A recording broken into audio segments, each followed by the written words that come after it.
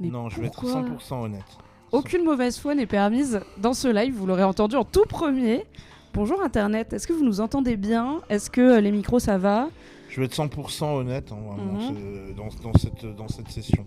Honnête, mais peut-être un petit peu désagréable. Bonsoir Internet, bonsoir Ezoc, Chloris, Roi Milous, Tignane, bonsoir tout le monde et bienvenue dans ce tant attendu débrief de Rings of Power saison 2 Faut que je fasse avec... une story, j'ai pas fait de story. Ah bah écoute, tu peux la faire en direct, c'est pas grave. Oui. Tu filmes l'écran, tu dis on est sur Twitch.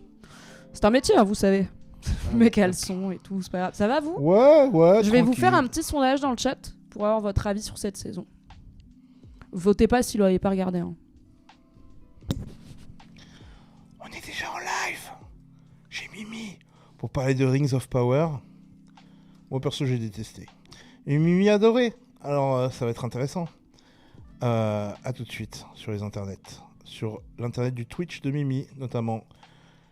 Il suffit d'appuyer sur le bouton. L'internet du Twitch de Mimi. C'est bon, on est là, la com est faite. Merci beaucoup Tequilatex. Mon expert communication pour tout ce qui concerne la Terre du Milieu, bien sûr, ta passion, n'est-ce pas ? Moi ouais alors si vous avez raté le début. Bon, vous n'avez pas raté grand-chose. Mais déjà, bonsoir Tequilatex. Bienvenue, Mimi. welcome back sur cette chaîne. Pour les gens qui ne te connaissent pas, peut-être qui débarquent, qui es-tu ? Je suis DJ. Oui. Je suis un personnage qui prend la parole avec toi sur l'univers de Westeros, l'univers de Game of Thrones, l'univers de House of the Dragon. Je fais des débriefs avec toi. Mais mon métier, c'est d'être DJ. Avant, j'étais rappeur. Et tu es aussi gourmet. Je suis aussi gourmet. Je suis plein de choses. C'est trop compliqué. C'est trop compliqué de dire... Et puis, il n'y a pas besoin de donner toutes les cordes à mon arc. Tu es une multitude. C'est ça que j'aime chez toi.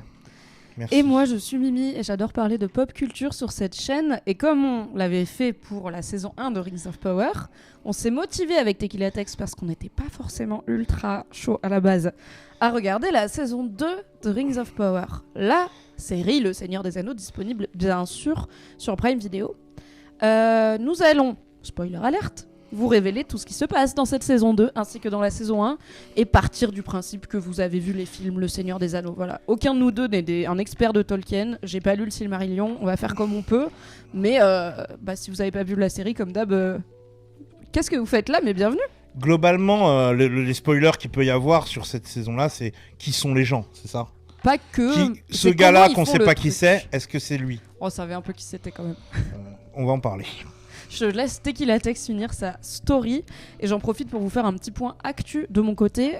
Vous pouvez me retrouver d'ores et déjà en replay avec Kalindi Rampfel, la seule, l'unique, parce qu'on a parlé ensemble d'un bouquin qui s'appelle Cendres et Sang, qui vient de paraître chez Eldercraft, une maison d'édition qui a accepté d'être partenaire de notre book club. On est ravis. Du coup, j'ai reçu Kalindi hier midi sur cette chaîne pour parler de Cendres et Sang, et comme le livre est assez mastoc et qui vient de sortir, on le spoile pas, donc vous pouvez regarder tout le live ou rattraper tout le podcast sans problème. Pas maintenant, parce que du coup on est là pour Rings of Power, mais après du coup. Et Kalindi n'aime ni la fantasy, ni tout ce qui a trait à la guerre. C'est un roman de guerre fantasy, Cendres et Sang. Moi j'ai beaucoup aimé. Elle a passé un moment parfois douloureux, mais on en parle et c'est vachement cool. Et on va vous parler de 2 autres livres dans le cadre de ce partenariat. Le prochain c'est Orgueil et préjugés et sorcellerie, toujours chez Eldercraft, logique. Et ce sera jeudi de la semaine prochaine, donc le 17. Donc si vous voulez vous le choper et avoir le temps de le lire dans une semaine, comme ça on en parle tous ensemble, c'est cool. Mais on fera sûrement, comme pour le premier, pas mal de sans spoiler, afin de juste vous donner envie, quoi. Allez, une écrasante majorité, 45%, pense que c'était trop bien Rings of Power. Et seulement 9%, laisse-moi. Et seulement 9% pensent que c'était trop naze. Je suis ravie. Est-ce que Teki, tu vas prononcer les noms à la Tolkien, nous demande Maloupi.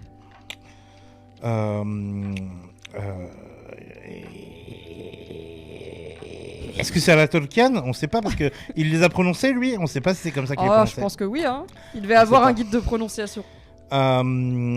Je veux les prononcer comme ils sont prononcés dans la série, quoi. Tout à fait. Nous allons rendre hommage à cette œuvre riche, cette œuvre culte, cette œuvre qui ne fait que s'enrichir à la télévision et au cinéma, puisqu'il y a aussi un film d'animation Terre du Milieu qui sort en fin d'année, qui sera sur les Rohirrim, le peuple des chevaux là, les cavaliers du Rohan. J'ai trop hâte, ça a l'air trop beau. Il y a le trailer qui est sorti ou le teaser, je sais plus, si vous voulez y jeter un œil, c'est vraiment magnifico et ça sort autour de Noël je crois. Donc watch me le 25 décembre en pleine digestion devant le film d'animation sur les chevals. C'est un film en un épisode. Oui, un film en Ça un existe épisode. encore Et oui, bah attends, peut-être si ça marche ils feront un deuxième. Hein. Ah. On a parlé un peu de Joker Folie à 2 en off. Laissez-moi vous dire que peut-être c'est un film, c'était pas la peine de faire une suite si c'était pour faire celle-là. French Fry, tu as raté le pôle, mais c'est pas grave. Je compte sur vous pour m'aider. M'aider pourquoi ? Parce que je sais qu'on est là pour le sel de Tequila Tex et les airs roulés et que cette personne est aussi charismatique qu'il la rente. Moi, j'ai adoré cette saison 2. Sur la saison 1, j'étais plutôt, comme toi, assez tiède. J'ai adoré. Je vais te dire quelque chose. Je vais vous le dire, parce que je suis une personne entière. T'as préféré House Il y a... Non, quand même. Il y a des épisodes, il y a des scènes où j'étais là, je vois pas la diff avec les films de Peter Jackson. Genre, c'est aussi bien que c'est incroyable.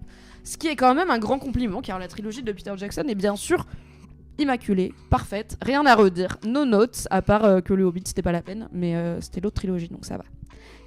Donc je compte sur vous, le chat, si vous avez bien aimé cette saison, comme moi, parce qu'on est plein pour à le me coup, tenir tête. à m'aider, à tenir tête, à développer des arguments pour contrer l'avis de Tequila Tex, qui, je dirais, a peut-être subi ces 8 épisodes. Ben, moi, j'avais détesté la saison 1, mais j'avais adoré la détester, tu vois. Oui. Genre, j'étais trop content d'en dire du mal, j'avais plein d'arguments, j'étais abasourdi par la bêtise du truc, abasourdi par la pauvreté d'écriture du truc. C'était vraiment... Je peux admettre qu'on s'ennuyait, on en c'était avait dégueulasse. parlé, Ouais, parce c'est qu'on avait dégueulasse. fait des briefs. Après, je me souviens que déjà à l'époque, j'avais bien aimé les chansons et pas toi. Mais il y en avait genre... les chansons sont infectes. Mais les chansons sont déjà infectes chez Peter Jackson. Hein. Ok, soit. Mais... Alors, donc voilà, mon point de vue, moi, c'était vraiment genre... I love to hate la saison 1.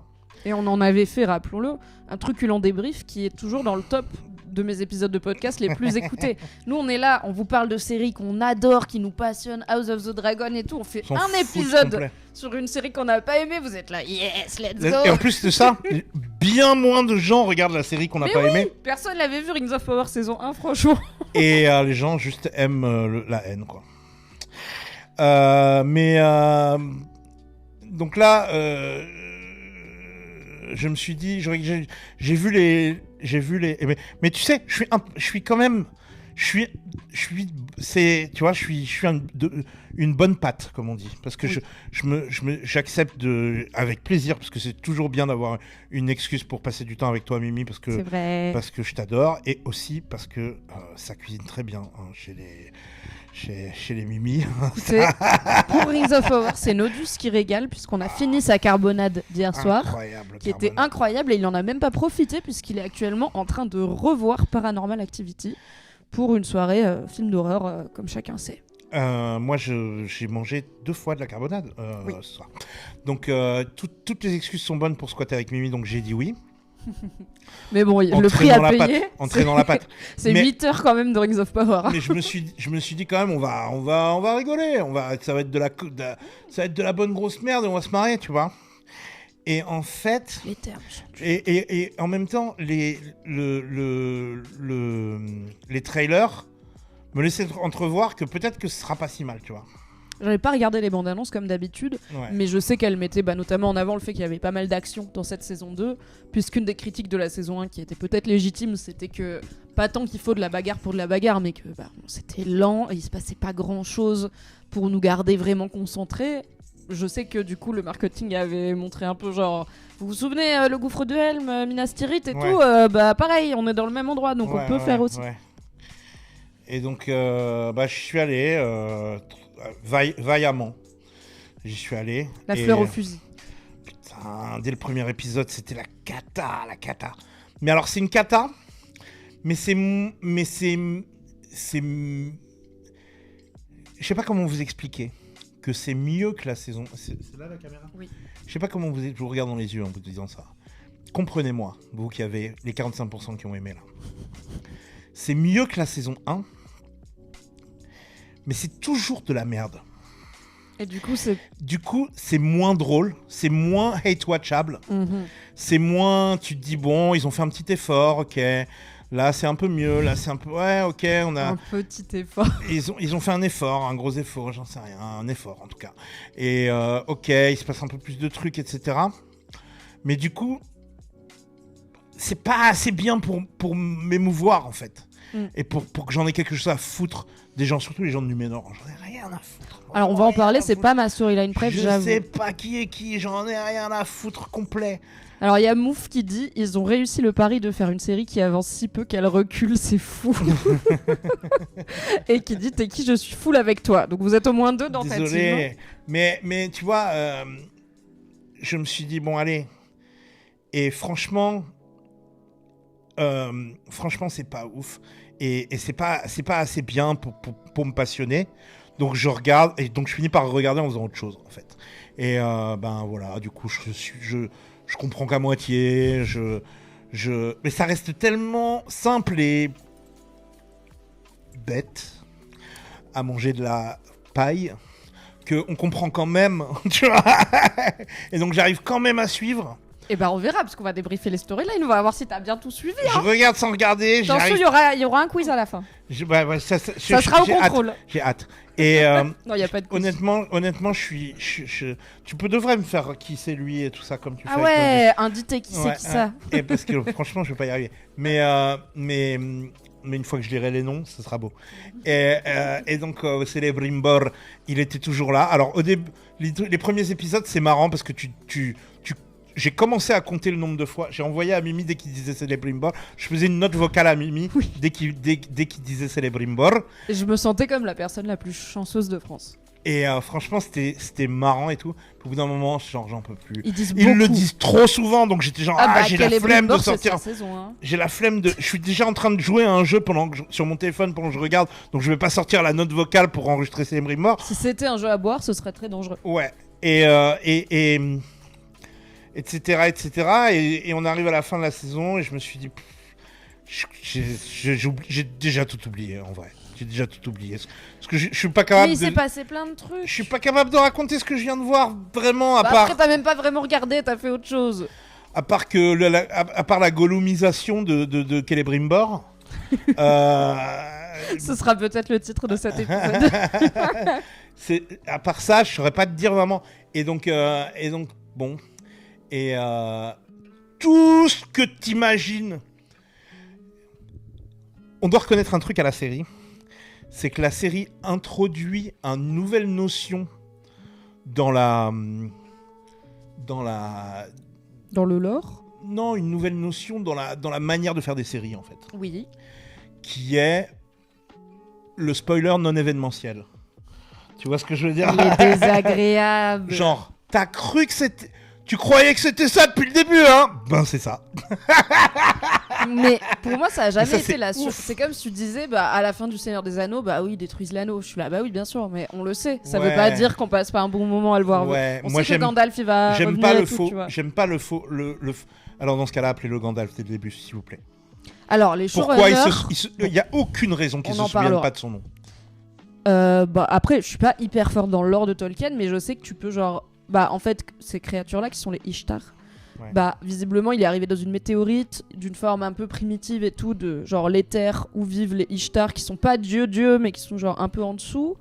Et il me semble que le truc de... Il est amnésique, c'est pas complètement con, tu vois. Ça marche parce qu'en plus, Tom Bombadil, il lui dit qu'il a aussi aidé le Dark Wizard à trouver son staff là, son bâton. Ouais. Donc visiblement, il y a un truc initiatique qui se passe quand ils arrivent sur Terre, peut-être. Bon. C'est Tom Bombadil, le truc initiative avec sa chanson foireuse là. J'adore Tom Bombadil, j'ai pleuré à la chanson les 2 fois. Et aussi, j'ai trouvé sur Etsy la petite théière en forme de hérisson qu'il a et dans laquelle il sert du thé à Gandalf et lui. Ouais, je vous vois. Tu veux que je te dise ce que c'est ça ? C'est du mimi porn. C'est du Est-ce que c'est ça qui est Mimi-core ou c'est moi qui suis Tolkien-core? C'est du Mimi-porn. Bah c'est du Tolkien, tu vois, bien sûr. Une théière en forme d'hérisson avec une petite chanson celtique. Tu sais que mon nom de famille, ça veut dire hérisson presque en alsacien. C'est un dérivé du mot hérisson. Qui s'y frotte, s'y pique. Le chat est malheureusement extrêmement d'accord avec toi. C'est vraiment trop simple, Sauron est mal écrit, tout est trop facile, les habitants du Numénor sont teubés. Par contre, la même personne dit la révélation grand elfe Gandalf était trop stylé. Caspock parle de mauvais esprits. Non, je vois pas de quoi tu me parles, dis donc. Pardon, il s'appelle Gandalf parce que c'est un grand elfe. Bah oui. Moi je m'appelle. Tu t'appelles Tequila Tex. Bogosso parce que je suis un beau gosse. Enfin, je sais pas, on dirait les maîtres de l'univers. C'est littéralement comme ça que tous les noms fonctionnent. Tu t'appelles machin boulanger parce que fut un temps le gars il était boulanger. Tu vois. D'accord. Tu t'appelles machin bouton parce que ton arrière-grand-oncle il avait le furoncle sur le. C'est comme ça que marchent les noms. Ça me fait cringe. Non, c'est pas vraiment comme ça que marchent les noms. Et moi ça me fait cringe ça. C'est de la flemme ça. Mais tu voudrais qu'il s'appelle Christian? C'est même pas un elfe. Bah non, mais ils ont jamais vu d'elfe. Elles le disent, c'est expliqué dans la série. Mais c'est Monsieur Costaud. C'est Monsieur Costaud.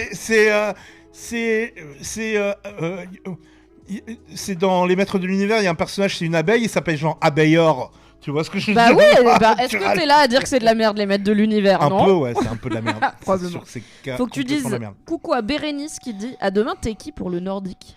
Bien sûr, on va au Nordic Impact demain, je vais mixer au Nordic Impact. Qu'est-ce que c'est le Nordic Impact? C'est un festival à Caen. D'accord, très bien. Parce que tu t'es pas fait le point actu, t'étais en train de faire la story. Mais non, mais le point actu c'est à la fin, non?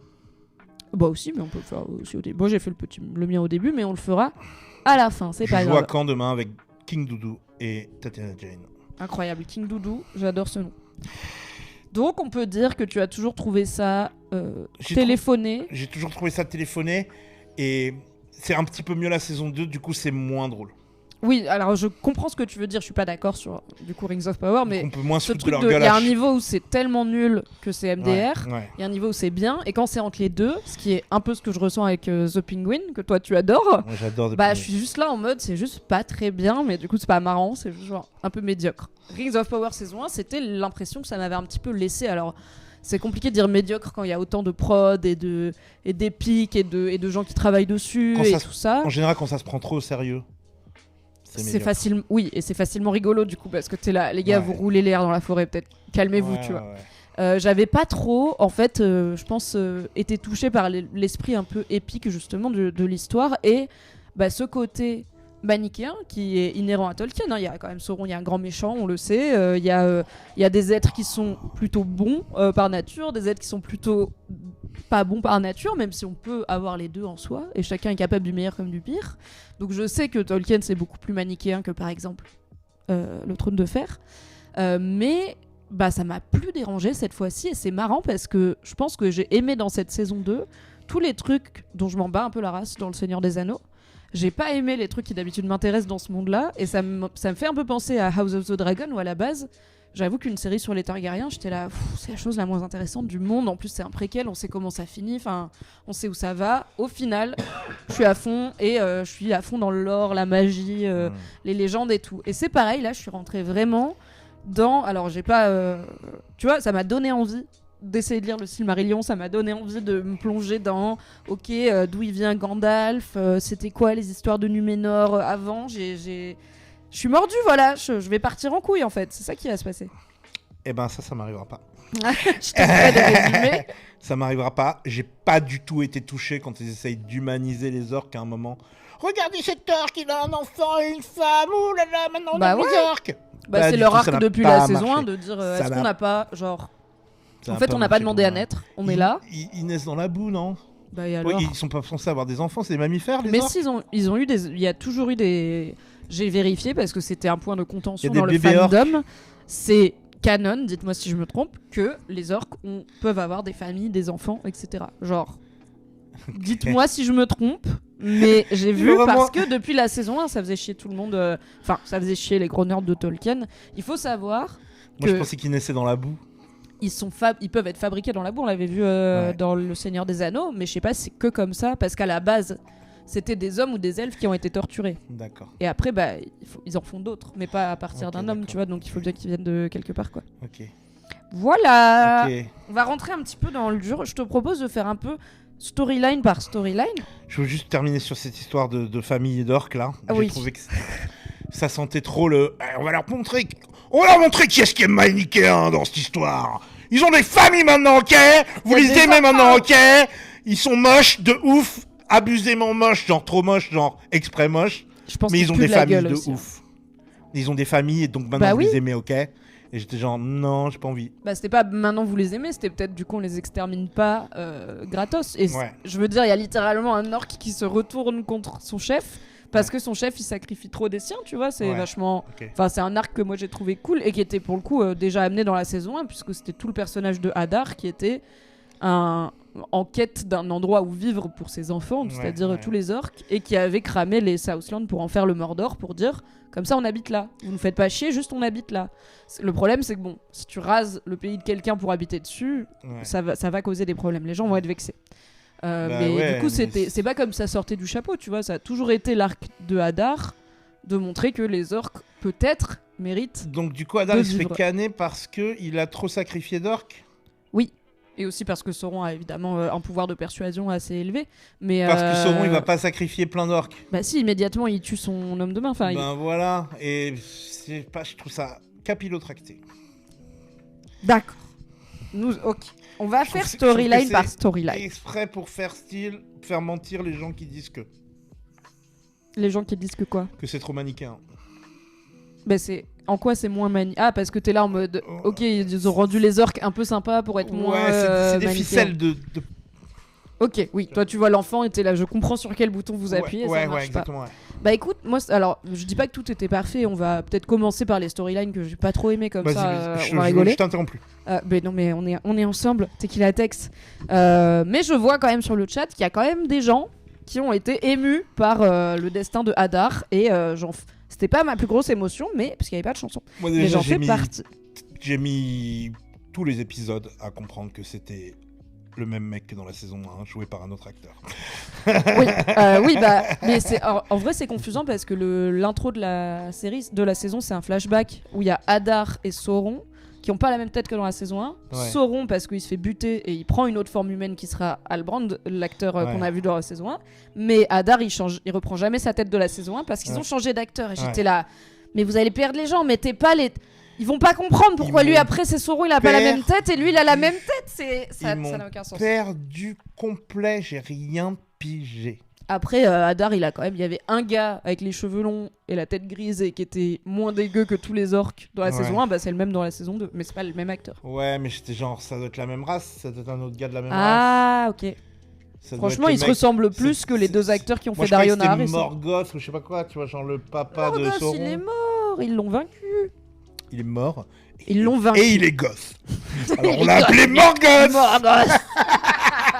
Est-ce que tu peux me faire un petit Morgoth en roulant le R? Morgoth. Voilà, c'est pour ça qu'on est là. Eh salut, comment tu vas, Morgoth? Tu veux un sandwich à la mortadelle? Il y a mort dans le mot dans le nom de la charcuterie, tu vas adorer. Mhm. Bon, on a quand même une partie du chat qui n'avait même pas remarqué qu'il avait changé de tête parce que ça fait 2 ans et que voilà, le personnage est toujours codé pareil, il change Ok. pas de coupe de cheveux quoi. Donc on ne vous en veut pas. Commençons, si tu veux bien, par la storyline qui m'a le plus déçu. Voilà, comme ça on va pouvoir bitcher un petit peu ensemble. Et on a déjà Númenor. commencé. Númenor. Non, c'est la storyline des fucking Harfoot. Harfoot.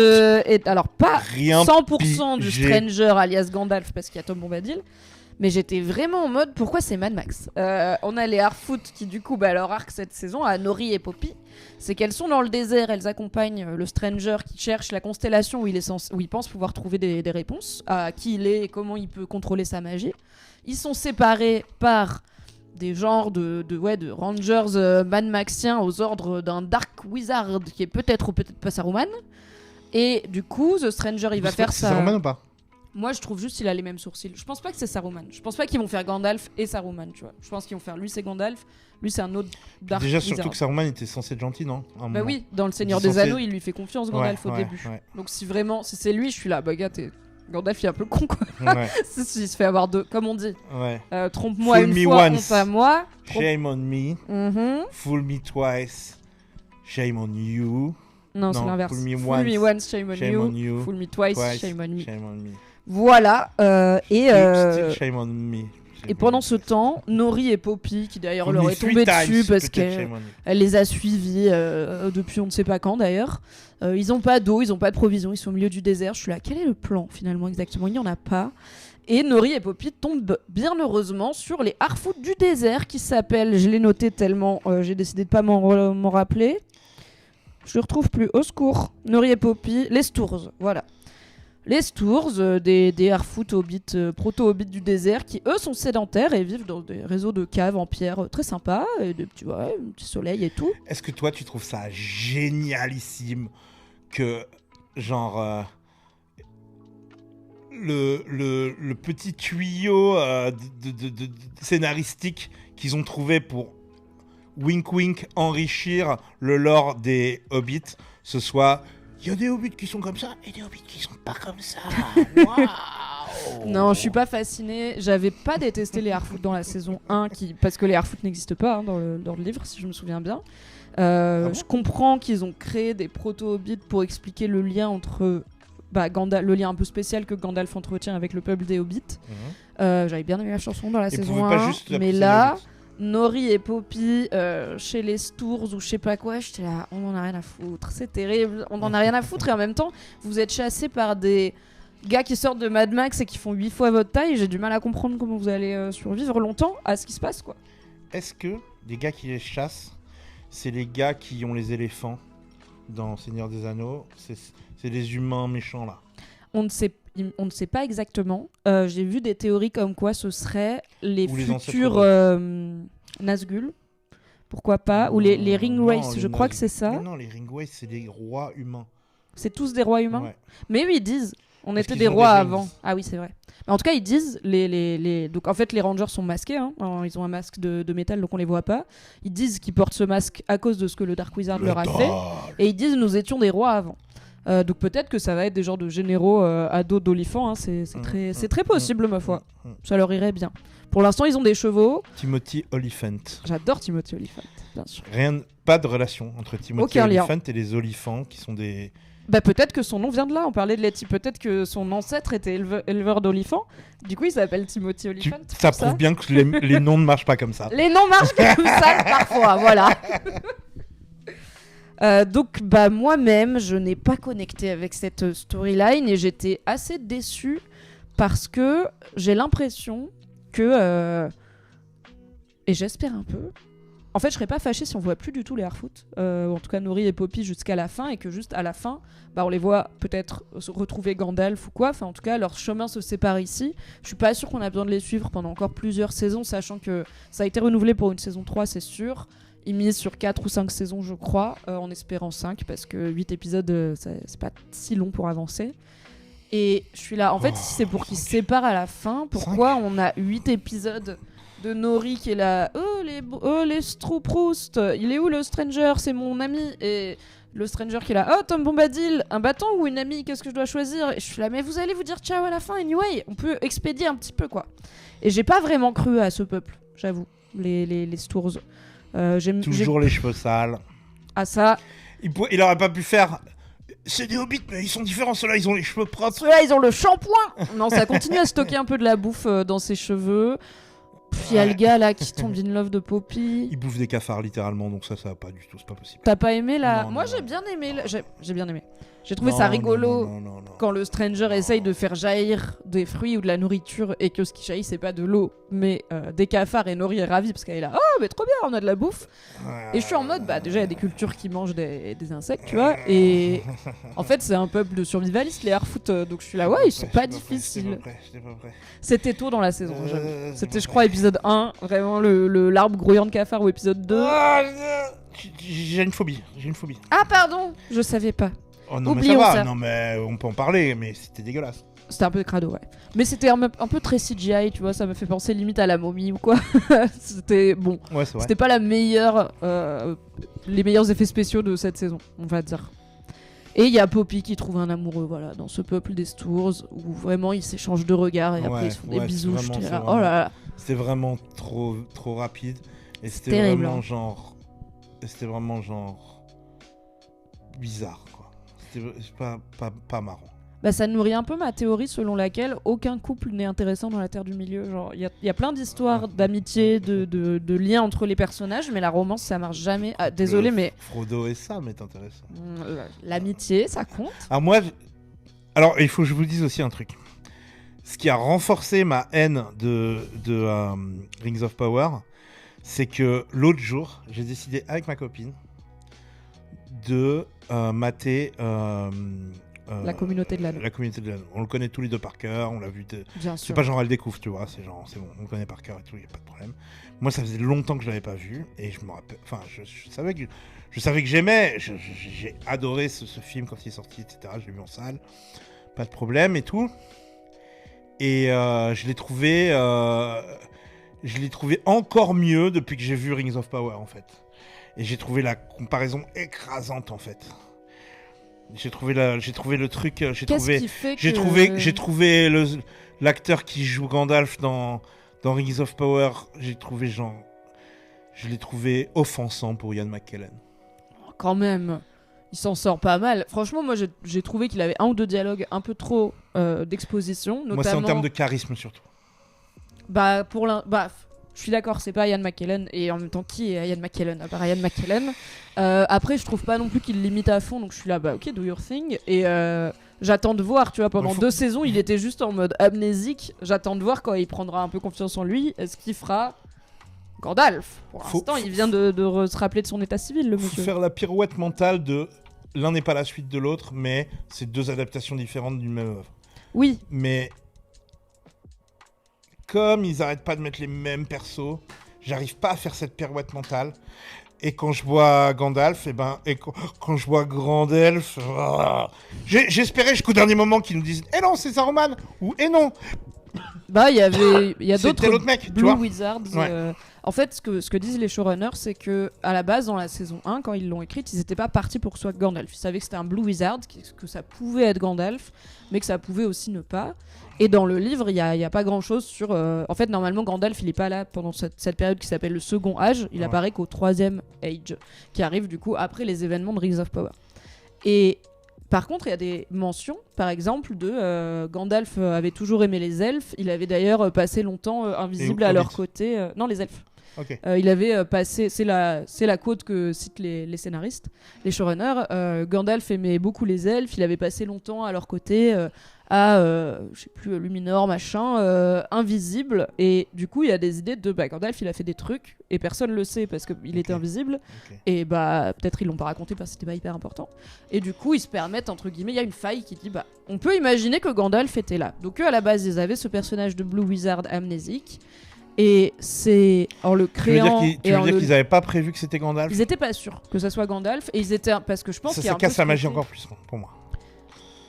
C'est une losterie pour moi, ça. En fait, pour moi, il n'y a pas de bonne réponse, tu vois. Genre, si c'est Gandalf, il y a des gens comme toi qui vont être saoulés. Moi, je suis là, ok, c'est Gandalf. Genre, en fait, ça me dérange pas. Et moi, ça me dérange qu'on nous l'ait caché. Mais c'est ça le truc, c'est qu'ils nous l'ont pas caché. En fait, quand ils font Grandelf. Pendant toute la saison, quand Nori elle lui dit "Oh, you're looking for your Gand", qui est vraiment un mot ultra niche pour dire un bâton. En fait, ils le savent, ils sont là. Ok, on sait que c'est Gandalf, c'est juste lui, il le sait pas. J'avais pas cramé les vieux indices pétés. Mais en fait, c'est ça, c'est qu'ils essayaient pas de le cacher. Ils essayaient pas d'en faire une surprise. C'est pas tourné comme Tintin. Sur toute la saison 1, ça l'était. Oui, sur la saison 1. Et franchement. Je trouve ça pénible en fait. Je trouve ça pénible les faux et je trouve que ça revient en ce moment pas mal dans les séries. Il y en a pas mal dans Agatha là on sait pas qui est ce perso. C'est sûrement lui. C'est le machin, c'est peut-être lui. C'est lui, c'est exactement lui, c'est absolument lui, c'est lui en fait.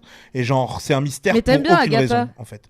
Ouais, mais j'aime bien ça, on va pas non plus sauter en l'air. Je trouve ça moins pire que la plupart des séries Marvel récentes. Sur Rings of Power, du coup, c'est moins bien que Agatha All ça se regarde mieux, Agatha. Oui, c'est fun. Ça se regarde mieux parce qu'on est à Halloween et qu'on aime bien regarder Hocus Pocus, toi. Et que Catherine Anne est forte et que Audrey Plaza est magistrale. Toujours, surtout dans un rôle un peu gothique, un peu sassy, un peu queer, quoi. Camp, oui. ouf, magistral. Anyway, Ok. on digresse. Il y a un peu ça Merci, dans... Moonraker. Il y avait un peu ça dans... Je sais plus si c'est Ahsoka ou... Le personnage avait un masque. Qui sait? On sait pas qui c'est personne en fait. Après, c'est peut-être juste Disney qui produit des quelqu'un de séries. nul en fait. Quelqu'un qui avait un masque pour aucune raison en fait. Ok. Et qui c'est celui-là? Et lui c'est... Tu vois, genre, on sait le mec qu'on se doutait que c'était lui depuis Oui. le deuxième épisode. Et donc ça c'est genre... cette nouvelle manie là à faire des faux mystères et tout... J'ai l'impression que c'était ça me censé gaffe. être une révélation pour le personnage, mais pas pour le public, tu vois. Mais c'était déjà le cas pour Sauron saison 1. Mais Sauron... C'est-il Sauron? C'est-il pas Mais Sauron? lui, il savait qu'il était Sauron.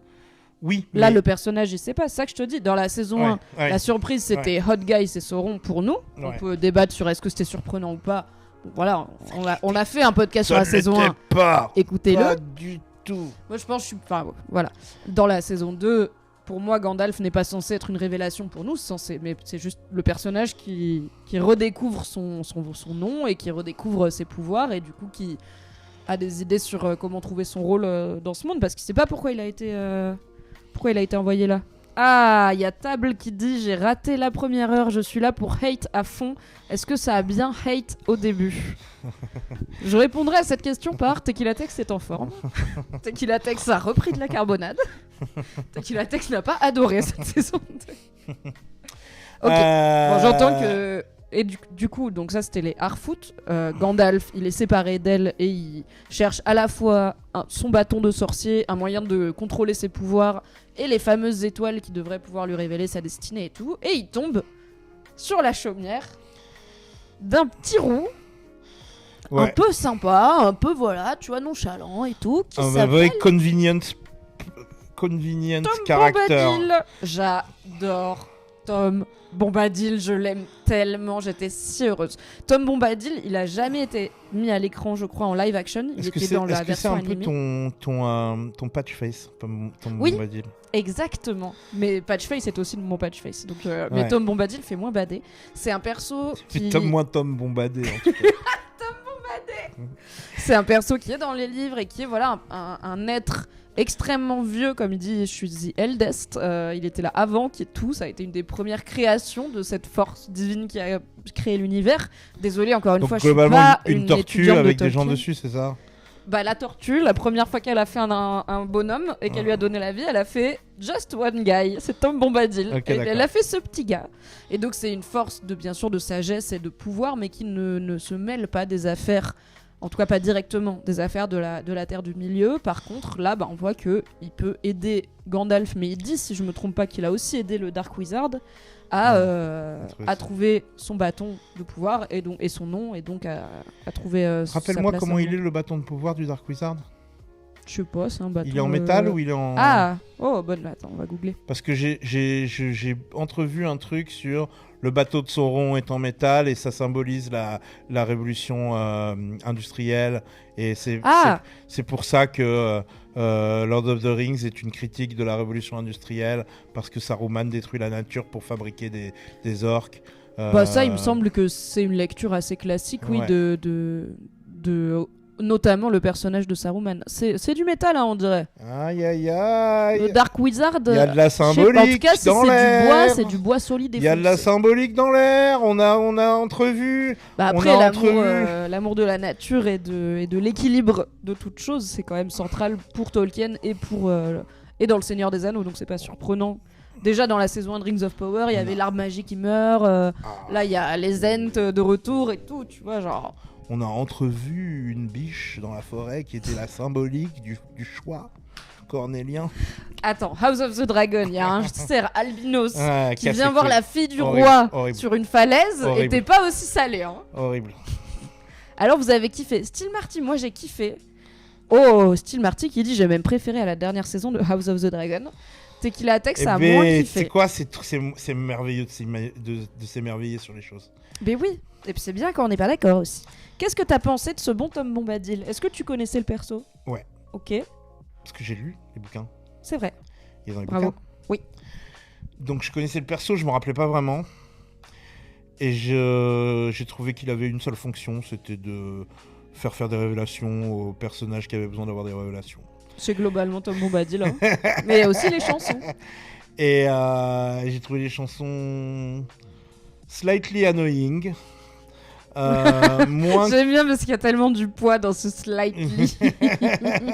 mais moins pire que les trucs en celte avec des on roulait l'air et tout.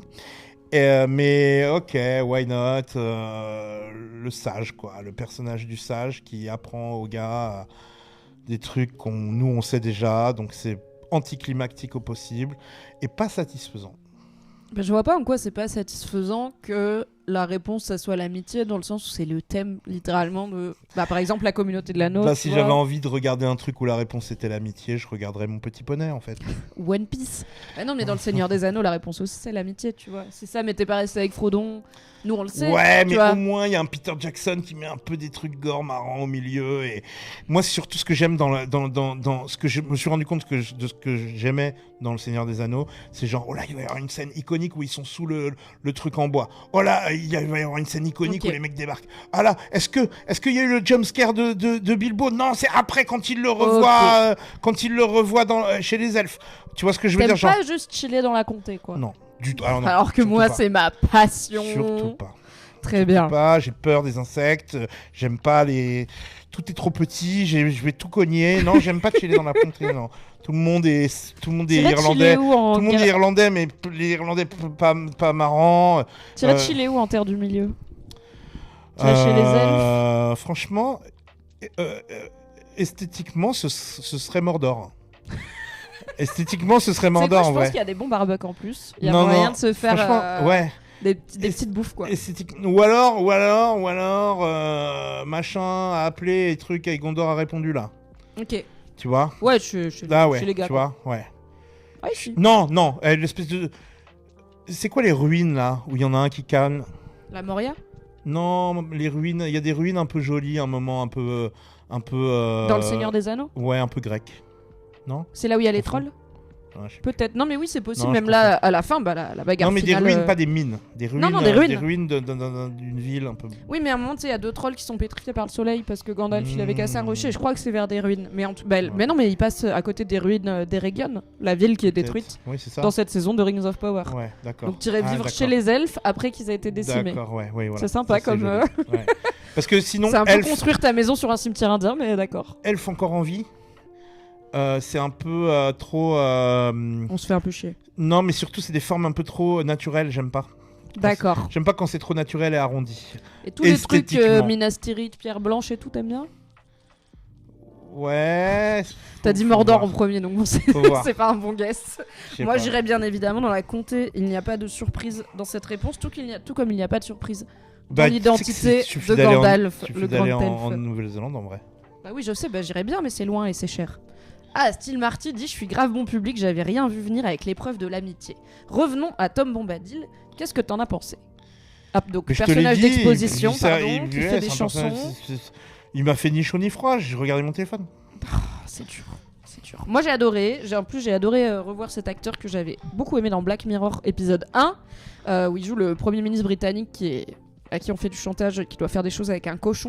Et vraiment, du coup, parce que en plus dans Black Mirror, il est rasé de près, il a les cheveux très courts et puis ça date d'il y a bien 15 ans, je pense. Et je regardais Tom Bombadil comme ça avec les petits yeux en mode attends, c'est qui? C'était un peu Jack Black, non? C'est qui? Oui, il a une pourrait être Jack Black. Jack Black dans le film Minecraft, même énergie mais en roux et un peu mieux peigné. Moi, j'ai beaucoup aimé, j'espère qu'on va le revoir et j'espère qu'on va pas le revoir. Parce que je pense que Tom Bombadil, il m'a autant fasciné aussi parce qu'il est saupoudré. Mr. Bombadil, Mr. Bombadil, Mr. No, Bombadil, Mr. Bombadil, Shaggy. Ravi de ce qui se passe. Donc voilà la storyline des Harfoot, j'ai encore oublié, qui tu veux plus revoir et les Harfoot. Nori et Poppy. Que t'as envie de revoir mais tu peux plus le revoir. Ah. Quoi? T'étais en train de dire un truc là, suite à Tom Bombadil. Oui, pardon. Tom Bombadil, j'ai à la fois envie qu'on le revoie parce que je l'adore. Merci Marie. Et envie qu'on le revoie pas parce que ce qui fait du personnage un personnage fascinant, c'est aussi qu'il est très peu présent. Ouais. Et que du coup, quand on le croise, il y a toujours un côté exceptionnel. Puisqu'il est, je pense qu'il est sur une autre temporalité. Il est clairement dans sa propre dimension. Et alors, bien sûr, je vous renvoie aux analyses de Joanna Robinson si vous écoutez l'anglais parce qu'elle a pas mal étudié l'aspect symbolique religieuse chez Tolkien, qui était très catholique. Et du coup, Sauron s'est très clairement inspiré de Loki, Lucifer, etc. Et apparemment, dans les scènes avec Tom Bombadil, il y a beaucoup de choses qu'on peut raccrocher à l'iconographie catholique. Normalement, notamment, il a un agneau au bord, il a un agneau vivant qui vit dans sa cabane au bord du feu. Enfin voilà, il y a plein de trucs qu'il dit, qui rappellent ou qui rappelleraient, qui évoqueraient des trucs de la religion catholique que je connais assez mal. Du coup, je vous renvoie vers Joanna Robinson pour en savoir plus à ce sujet. Et sûrement qu'il y a des vidéos deep dive sur YouTube de gens qui sont académiciens en Tolkien. Ce n'est pas mon cas. Allons voir des gens un peu plus grands, mais pas encore les plus grands. Allons à Numénor. Waouh, Numénor. Tu peux le faire en roulage. Numénor. Merveilleux. Waouh, Numénor. C'était déjà pas notre passion dans la saison 1. Qui est-ce qui joue mal le blond là? Elendil, le chevalier quoi, le daron. Ouais. Lui on est d'accord, c'est le daron de Isildur. Ouais. Isildur, c'est le mec qui dit et si je le mettais le petit Ring of Power dans LOTR. Ouais, Isildur, c'est le roi des hommes qui a un peu failli. Ok, oui. D'accord. Mais bon, comme on le voit dans Rings of Power, beaucoup de gens ont été tentés par ces anneaux à un moment ou à un autre. Oui. Bon, ce daron là. Ouais. Et déjà, quand il chialait dans la saison 1, ça donnait envie d'éclater de rire. Ça donnait envie de se pisser dessus de rire. Il n'y a pas d'empathie. Il joue vraiment avec ses pieds, lui. Je comprends ce qu'il essaye de faire. Il a fait le cours Florent avec moi à la squale. Il a fait, c'est quoi? Non, je pense que c'est assez rigide, mais c'est pareil pour la reine, Queen Myriel aussi, qui a un jeu hyper rigide, surtout que le personnage maintenant est censé être aveugle depuis la fin de la saison 1. Et en fait, j'ai l'impression que l'idée du personnage, c'est vraiment un truc de chevalerie, tu vois, d'amour courtois, c'est le chevalier de sa reine, et du coup, il y a quelque chose, c'est un archétype qui est fantasmé, qui fait partie de l'ordre de l'iconographie littéraire, et du coup, en tant qu'acteur, je pense qu'il le joue un peu rigide et pas assez humain, mais je suis d'accord avec toi que ça marche pas trop. Moi, je suis pas attachée à leur couple, par exemple, enfin à leur couple, je les ship pas, Elendil et Queen Myriel. J'ai pas compris. Il se pécho à un moment ? Je pense, en tout cas, lui, il est grave in love d'elle, donc il espère. J'ai pas compris exactement les bails à Numénor, honnêtement, j'étais là. Mais.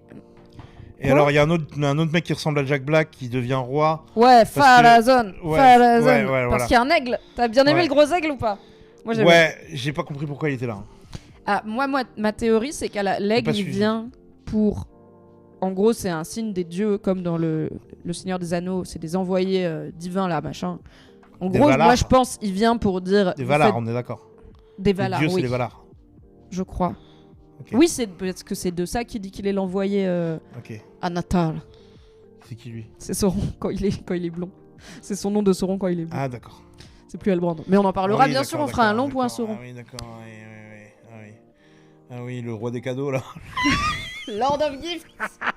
On y viendra, on a le temps. Le roi des cadeaux. Oh là là. Pour moi, le Père Noël. La symbolique, c'est que Tolkien, il croit au Père Noël en fait.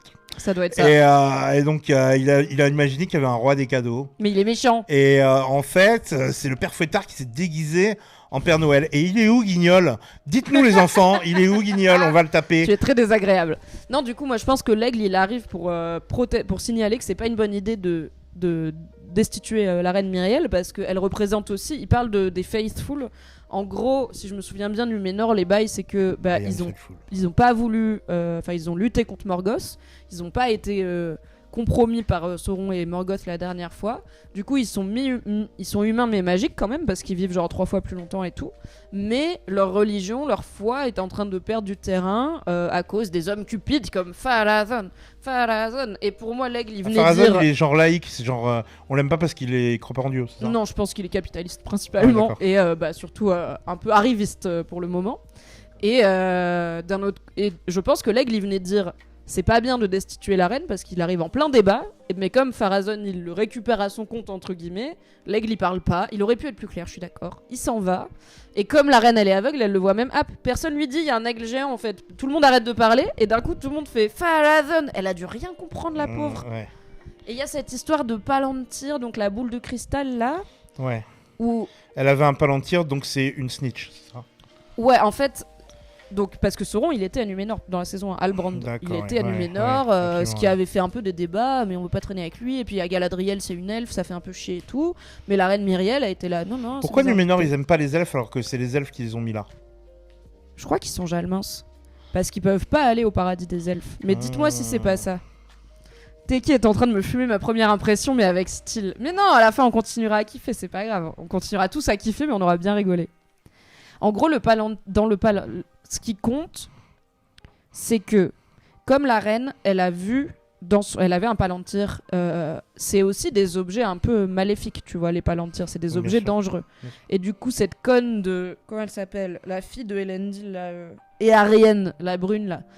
Elle participe Est-ce qu'elle est Arienne? Est-ce qu'elle est Arienne? Elle, je crois, elle n'existe pas dans les bouquins. Ils étaient là, serait bien. Elle est blonde, après tout. Non, elle est brune, celle-là. Okay. Elle n'est pas Arienne. Excuse-moi. En gros, j'ai perdu le fil. Pharazôn, quand il touche le palantir, il voit... Carcassonne. Non, attends, tu me perds. À qui il a donné le nom. Mais en fait, c'est ça marche pas cette storyline. Je comprends. Il y a un vieux gars, l'associé rasé là de Pharazôn, qui sort un vieux document où il y a peut-être marqué Sauron dans un coin et il est là. Ah, la reine, elle était de mèche avec Sauron et tout le monde est là. Ok, Pharazôn. Et après, ils vont genre dans le temple avec tous les condés. Non, mais et je pense qu'il suffit d'avoir un palantir pour être pote avec Sauron, je crois. Ben oui, mais après, il a le palantir, il le récupère Pharazôn. Donc bon, serait-il pas un peu hypocrite? Ils sont jaloux car pas immortels. Voilà, ils sont jalmins. Ils ont le seum. Okay. Après, il faut dire, les elfes prennent tout le monde de haut. Très clairement. Ils font pas d'efforts pour qu'on ait moins le seum qu'ils soient immortels. J'ai pas compris l'intérêt de Pharazôn. Il était pas bien à Numénor en tant que noble. Bon, l'attrait du pouvoir, pour le coup, c'est assez classique comme intérêt. Et peut-être qu'il pense vraiment que Myriel n'est pas une bonne régente pour Numénor. Et même Myriel, elle en doute parce que elle, quand elle avait... ils sont genre, vas-y, va crever Myriel et machin, il dit... Ils veulent lui faire un procès, ils veulent la faire exécuter pour trahison. Ouais. Elle réclame un trial by the sea. The sea is always right. Tu te souviens? Oh merde, c'est vrai qu'il y avait ça. Ça, c'était de la merde. Ah, ça, c'était horrible. Ah, ça m'a trop mal. Oh là là, ça y est, j'ai du PTSD de la saison 1. Oh mon dieu, the sea is always right. C'était déjà Elendil, l'acteur écrit avec les pieds, putain. The sea is always right. Là, ils le redisent puisqu'elle demande non pas un trial by combat comme dans Game of Thrones avec Oberyn, mais un trial by sea où elle est plongée dans... Pourquoi pas un trial by sandwich, quoi? Trial by parce qu'apparemment, il y a des monstres marins dans la baie de Numénor, ils sont tous au courant, ils sont tous genre tranquilles, ils nous embêtent pas. Ils sont tous d'accord qu'il faut manger les méchants et laisser les gentils vivre, c'est ça? Mais pas les orques, et c'est pas parce qu'ils sont des enfants. Ouais. Non. Mais du coup, elle est plongée dans l'eau et elle voit le monstre marin, enfin elle est aveugle, mais le monstre marin arrive. Bon, ça a l'air d'être un genre de divinité, ou je sais pas quoi, en tout cas poulpe, pour eux. Quoi. Et puis elle est rejetée indemne sur la grève, donc j'étais là, ok, bah du coup elle reste reine. Et genre, un épisode après, il la menotte et j'étais là, quoi? Mais vous avez fait le procès, elle a gagné, enfin... Ouais, pourquoi vous refaites... J'ai pas tout compris, c'était un petit peu capillotracté. J'ai l'impression que ça aurait pu être expédié plus vite aussi. J'ai rien pigé, je m'en fous. Mais tout ça, en fait, c'est... je veux bien rien piger et être saoulé de ne rien piger. Mais là, c'est vraiment, je pige rien et je m'en fous complet, en fait. Bah, je pense que ça vient aussi du fait qu'on comprend pas trop l'intérêt stratégique de Numénor parce que elle est pas dans le Seigneur des Anneaux. Du coup, on n'est pas, tu vois... c'est vraiment une histoire à part du truc. Ils en parlent. Oui, ils en parlent, mais... En l'occurrence, c'est pas genre... machin, là... Ah non, il est... Machin, si, ben... Oui, en fait... C'est l'héritier d'une trône de... Ah non. Aragorn, c'est le descendant d'Isildur. Ouais, ah oui. Donc c'est l'héritier d'Isildur, mais Numénor, je crois, il n'y a plus personne. Okay. Bref. En tout cas, Numénor va être un théâtre important pour la saison 3, et je trouve que cette saison 2, elle le laisse pas du tout voir. Parce qu'il y a 3 persos, dont un demi peut-être où on en a quelque chose à foutre. Ça finit avec Elendil qui complètement... Alors, peut-être j'avais raté, mais il dit d'un coup, ah en fait j'ai un autre fils. Genre Isildur a un frère, lui il croit Isildur il est mort toujours. Son info c'est Isildur il est mort. Et Elendil, Isildur il est où? En vrai il est sur dans les Southland. Ouais. Enfin il est. Tu sais ils étaient venus à la fin de la saison 1 les gars de Numénor. Et là ils avaient fait exploser le mont Doom, les orques pour créer le Mordor. Ouais, Et d'accord. du coup, bah, plein de gens étaient morts. C'est là où la reine a été aveuglée. Et Isildur a été laissé pour mort, mais on découvrira qu'il était pris par une araignée là. Donc son père est rentré à Numénor en pensant qu'il est mort au combat. D'accord. Et là, son père, bah, il se fait exiler par Myriel qui reste dans la ville et qui lui dit va voir ton autre fils à l'ouest parce qu'apparemment, bah, les gens qui sont pas, qui veulent garder les vieilles traditions, la foi and shit, ils sont partis à l'ouest. Donc elle dit ça sert à rien de forcer avec Numénor. Va à l'ouest voir ton autre fils. Et j'étais là, il a un autre fils? Quoi? Mais pourquoi on n'en a jamais entendu parler? On a vu sa fille, on a vu Isildur, on a à peine eu un dialogue sur au fait ton frère est mort. Ouais, c'est Convenient fils. peut-être qu'il l'avait Convenient mentionné fiston. dans la saison 1, mais je l'avais oublié. Script. Et alors, A non, script convenient child. non seulement il a 2 fils, mais tu sais les statues géantes dans le Seigneur des Anneaux où il passe, il y a une rivière et il passe en bateau en dessous des 2 statues géantes de rois là avec Ouais. Aragorn et tout. Et bah c'est Isildur et son frère. Le gars vers qui Elendil est en route. Et je suis là, mais on l'a jamais vu. Bizarre. Donc ça va quand même être quelqu'un digne de une statue de la taille du Burj Khalifa, donc il va être important. Mais là, on n'est pas hyper investi dans l'histoire ni de Elendil, ni de Numénor, ni de Myriel, même si je l'aime bien. Je trouve que l'actrice fait le taf qu'elle peut. Et j'étais contente d'avoir un perso de reine, mais bon, bah, elle fait pas grand-chose pour l'instant. Et du coup, bah, le dernier membre de cette belle famille nous ramène sur le continent, puisqu'il s'agit de Isildur, que son fidèle cheval, Bérec, libère. Je trouve que c'est un nom un peu masculin, Isildur. Bérec. Isildur. Isildur. Ouais, je suis toujours dur. C'est pas Isilmou, hein. Ouais. Je trouve que c'est un peu. Alors sur Numénor, juste le chat, on a Nin qui dit Numénor c'est très long, je pense voir où ça va, il y aura forcément un truc politique pour que le père d'Isildur hérite de quelque chose, puisque dans le Seigneur des Anneaux, on sait que Isildur a tranché les doigts de Sauron. Oui, l'épée que Elendil reçoit de Myriel juste avant de partir, c'est l'épée qui finira brisée puis reformée pour être l'épée d'Aragorn. La fameuse épée qui dit c'est la White Flame. Là. Ouais. D'accord. C'est marrant pour le coup quand tu fais un côte à côte de Aragorn avec son épée et Elendil dans Rings of Power. Pour le coup, c'est vraiment quasiment les mêmes moves. Tu sens que le gars, il a étudié Viggo Mortensen Okay. et il était là, je vais faire aussi bien. Isildur va revenir, sa sœur va s'en vouloir d'avoir foutu le complot et tout. Oui, d'accord, mais bon, pourquoi ça nous intéresse finalement pour l'instant, c'est pas hyper clair. C'est un peu ce que je me demande sur toute cette série. J'ai adoré Celebrimbor, on va en parler. Isildur, donc rapidement, il se fait libérer par son cheval. Est-ce que t'as bien aimé la caverne aux araignées? Tu te rappelles pas de l'araignée géante? Non. Ok. Bah le cheval était trop cool, moi Ouais, j'adore. il y en a oui, c'était histoire de Une remettre nouvelle araignée une géante. araignée nouvelle. Voilà. C'est pas la même que la. Peut-être c'est la même, peut-être une. Je suis pas très forte en géographie, ok, c'est la même. Je suis pas très calée en géographie de la Terre du Milieu. Et il rejoint du coup ceux qu'on appelle que les gens de Numénor appellent les C'est Lowmen. donc la copine de. Oula, je sais plus comment elle s'appelle. Comment elle s'appelle l'araignée dans le Seigneur des Anneaux, l'équipe? Je suis sûr que vous l'avez. Non, mais dans Harry Potter. Ah, j'ai plus son nom dans Harry Potter non plus. Il y a aussi Ça y une est, je suis araignée- enfin libérée. Il y a aussi une araignée qui est pote Ouais. avec Avec Hagrid, ouais. Avec Ouais, bien Hagrid, sûr. ouais. Ouais, je sais, elle meurt et tout, machin. Mais Moi, franchement, j'ai vu un peu les deux au même Aragog, moment. merci. Bah, vous êtes trop chaud sur HP, vous êtes pas assez chaud sur le nom de l'araignée dans le Seigneur des Anneaux, parce qu'elle a un nom.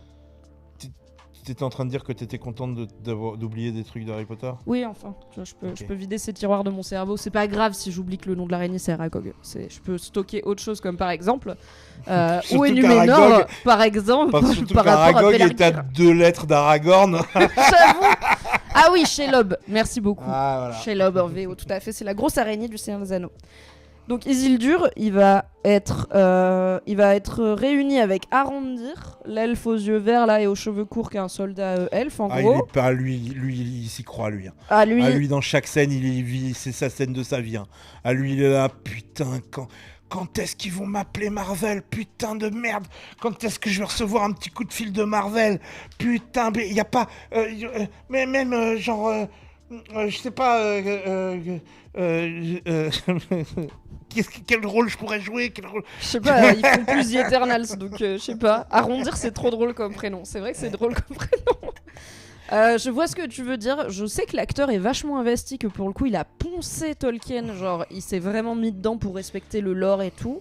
Après, oui, c'est un soldat elfe, donc à part être parfait et courir vite, il a pas grand chose à faire. Il regarde toujours l'horizon. Il est vraiment genre, c'est vraiment. c'est vraiment. Mais non, il veut être the father that stepped up, tu vois. Il veut prendre soin de Théo. Il lui dit un peu gamin, tu sais. Il est dans j'aurais Zoolander, bien aimé lui. Pour moi, il est sauter dans ta Zoolander. daronne. Théo, il est là. Pour moi, il est dans Donc, Zoolander, tout- lui. Ouais, les yeux, ça aide. Il a des très beaux yeux. Ouais. Mais ça lui fait un regard un peu Zoolander, ça n'aide pas. Et il y a un moment bizarre où genre il meurt et après il meurt plus. Où j'étais vraiment là en mode oh ils ont tué Arrondir. Et l'épisode d'après il est là. J'étais là ah bah non. C'était pour arrondir les angles. Tout à fait. Et on découvre aussi Estrid, une petite meuf qui crush sur Arrondir, sur Isildur. Mais après bah en fait elle avait un gars. Et son gars il est là. Et Isildur il lui dit c'est pas grave je te ramène à Numénor quand même. Où je suis là bon... d'accord, mais elle a un mec quoi. Et là arrive de Numénor le fils de Pharazo qui s'appelle non pas Kevin mais pas loin et qui fait de Pelargir un camp militaire et qui... Pelargir. Ouais, c'est le bled où ils sont. Oh là. En gros, c'est un avant-poste du peuple de Numénor sur la Terre du Milieu. D'accord. Et du coup, bah, Numénor envoie comme émissaire le fils de Pharathon, le nouveau roi, qui arrive et qui dit bah maintenant vous êtes un camp pour les soldats parce que Sauron est de retour, il va falloir faire la guerre, allô, il y a les orques et tout. Vous allez faire exactement tout ce que je dis, et toi Isildur, retourne à la maison, t'emmènes pas ta meuf, t'emmènes pas ton cheval, et au fait t'attends pas à revenir avec les honneurs parce que c'est papa qui décide maintenant, c'est plus la reine et c'est plus ton daron. Donc Isildur va revenir dans une situation un petit peu compliquée, et il y a un petit regard avec Lago, parce que Lago du coup elle peut pas venir, et il s'en va, et je suis là... Il va quand même falloir qu'on s'intéresse à Isildur parce que bah, c'est Isildur, il a une statue, on sait qui c'est, il est dans le Seigneur des Anneaux et tout. Moi, je trouve qu'il est pas charismatique, hein, putain. Il est pas super charismatique, mais j'ai bien aimé sa scène avec les Ents. J'ai adoré son lien avec son cheval et je pense. Il y a une scène que avec du les coup- Ents. Mais oui. Ouais, mais après, si croyais t'as pas regardé Tequila Tex, Ouais, je pense que j'ai un peu pas regardé. En fait. il y a un moment où il y a Théo qui se fait. Bon, il y a une bagarre et tout, et Théo, Théo, c'est l'ado, qui? C'est là, l'enfant. Ouais. À quoi il sert lui? bah, c'est un orphelin de la guerre Mais menée il par devient les important orques. après ou? On sait pas encore. Ok. Il y en a qui pensent qu'il va fonder le Rohan, qui va devenir pote avec le cheval qu'Isildur a dû laisser derrière lui et qui va devenir le premier meneur des hommes, mais ça va peut-être être aussi un homme plutôt du côté des hommes corrompus qui vont être Team Sauron parce que bah il a grave le seum, sa famille elle a été décimée, l'elfe il lui dit je veux rien avoir à faire avec toi et tout. Donc à voir, il est à la croisée des chemins comme nous tous, entre l'ombre et la lumière. On va voir où son Une personnage biche le au mènera. loin lui indiquera le chemin. Et elle sera albinos, et elle sera dans un rayon de lune. Ouais. Donc pour l'instant Théo n'est pas fascinant, mais c'est un peu moins grave que Isildur je trouve. Après, bah du coup Théo il montre aussi le cataclysme que dans la saison 1, les orques ont fait sur les Southlands en faisant le Mordor, et il rappelle pourquoi tout le monde est toujours très vénère contre tout ce qui est orc quoi. Il sert à mal jouer comme ça fait genre les autres jouent mieux en comparaison. Vous êtes désagréable. Même Stinian dit j'ai kiffé Rings of Power mais je suis une Théo hater. Non bah écoutez, je vous disais que j'aime bien dans Rings of Power ce que j'aime pas trop dans le Seigneur des Anneaux et inversement. Dans le Seigneur des Anneaux, j'aime bien les humains. J'aime bien Aragorn, j'aime bien Boromir, j'aime bien Éowyn, j'aime bien le Rohan et tout. Et là, dans Rings of Power, c'est cata les humains. Oh, entre les gars de Numénor et les gars des Southlands, comme on l'a dit, c'est pas incroyable. C'est pas grave. Passons à une autre storyline. Est-ce que tu Que veux le faire Brimbor. Celebrimbor et Sauron, let's go! Est-ce que tu penses que quand Celebrimbor commande un jus de tomate, il demande un sel au celery? Oh, elle est Celebrimbor. technique. Celebrimbor. Est-ce que ça vient de là? Son nom vient de là? Son Parce qu'il ancêtre. adorait. Non, son ancêtre a inventé le sel au a céleri. inventé le Virgin Mary parce que c'est Tolkien, donc c'est un Oui. peu La Vierge Marie, c'est ouais, catho, non, ça marche. le Bloody Mary parce que c'est Tolkien, donc c'est un petit peu catho. Oui, c'est forcément un petit peu catho. Celebrimbor Ça, à on l'a. Eregion, qui est donc le meilleur artisan ouvrier Non mais des inventer elfes, des noms quoi maintenant, inventer se des noms. retrouve face à Halbrand, qu'en soit il connaît, hein, avec qui il a déjà fabriqué les anneaux des elfes, qui Et- lui propose de continuer leur petit business, quoi. T'as pas aimé Celebrimbor? Pourquoi il a besoin de se transformer en roi des cadeaux pour rester copain avec Celebrimbor? Bah parce que Celebrimbor, il est là. En fait, déjà t'es un humain. Les humains, c'est pas fiable. Ouais. Genre, il y a les elfes loin en haut, Ouais. bien en bas les nains, et bien encore en bas les humains. Et parce que il sait que Halbrand, il était, enfin il y a des elfes qui sont contre lui et tout, même s'il a pas eu le message comme quoi c'est Sauron. Et surtout, il se rend compte du pouvoir des anneaux et Halbrand Sauron donc lui dit on va faire des anneaux pour les elfes et on va faire pour les nains et pour les hommes. Et lui il est là ah non, on a fait 3 anneaux pour les elfes parce que nous on sait mieux que tout le monde. On va pas faire des anneaux de pouvoir pour les nains et les hommes, ils vont en faire n'importe quoi. Et l'autre il est là mais tu sais, il y a un grand danger qui arrive, il faut que nous soyons tous unis contre le grand danger alors que c'est lui le grand danger depuis le début. D'accord, ok. Et l'autre il fait ah mais tu n'es pas qui tu m'as dit être. Et il lui dit non, je n'aurais pas pu te dire tout de suite mon vrai visage. Et là, il est malin. Parce que j'aime bien Sauron parce qu'en vrai, il ment jamais directement. Il fait que mentir par omission et laisser les gens combler les vides. Ouais. Parce que là, il lui fait un combo Lucifer, mensonge par omission, où il lui dit je suis un envoyé de puissance supérieure, ce qui est genre pas faux. Et après, il lui apparaît sous les traits d'un elfe, d'un elfe blond immaculé, avec derrière lui ces nuages en mode le paradis. Enfin, vraiment, cette scène a été biblique. L'illusion qu'il crée pour révéler ce qui prétend être sa vraie forme. Et du coup, Celebrimbor, il mord, mais parce qu'il a envie de mordre, parce qu'il a envie de fabriquer des anneaux de pouvoir. C'est toi le roi des cadeaux. Oui. D'accord. Et en fait, ça fait que donner une raison à Celebrimbor de faire ce qu'il avait envie de faire, à savoir forger les outils les plus puissants de ce monde-là, passer du temps à vraiment bosser et à pas s'occuper d'administrer la cité. Pourquoi Galadriel, elle envoie pas un pigeon voyageur pour dire c'est Sauron? Gil-galad, le roi des elfes, a envoyé des messagers dire c'est Sauron. Et les messagers se sont fait canner. Oui. Ouais, bon, s'il y avait des... Par l'araignée. Parce que Sauron, il est en deal avec l'araignée. Ah, d'accord. Parce que s'il y avait des... Parce que laisse-moi t'expliquer que s'il y avait des smartphones, on n'en serait pas là. J'ai pensé la même chose. Je me suis dit que peut-être les elfes pourraient mettre sur pied quelque chose de plus safe qu'un gars avec un message. Tu vois, peut-être que si le message c'est ce gars-là, c'est Sauron, tu doubles. Au moins tu doubles le Pony Express. Tu vois, il y en a un qui va par bateau. Non, c'était pas très prudent. Mais vraiment naze. Il y a un peu un truc de Gil-galad qui est un peu un sale con au début de la saison, puisqu'il arrête pas de reprocher à Galadriel d'avoir cédé à Sauron, alors que c'est le premier à enfiler son anneau dès qu'il en a un. Il est un peu hautain et je pense qu'il prend pas au sérieux de fou la menace. Et du coup, ça arrive trop tard quand Sauron a déjà mis dans sa poche Celebrimbor et lui crée une illusion de plus en plus complexe pour à la fois le mettre sous sa coupe et lui faire croire que tout va bien. Alors explique-moi ça, la golumisation de Celebrimbor, parce que j'ai pas compris. En fait, dans le même temps, Sauron, il s'est révélé sur ce qui prétend être sa forme d'elfe. Il s'appelle Anatar, si je dis pas de conneries. Oui, c'est ça. Le roi des cadeaux. Anatar, donc, voilà. Avatar, The Way of Water.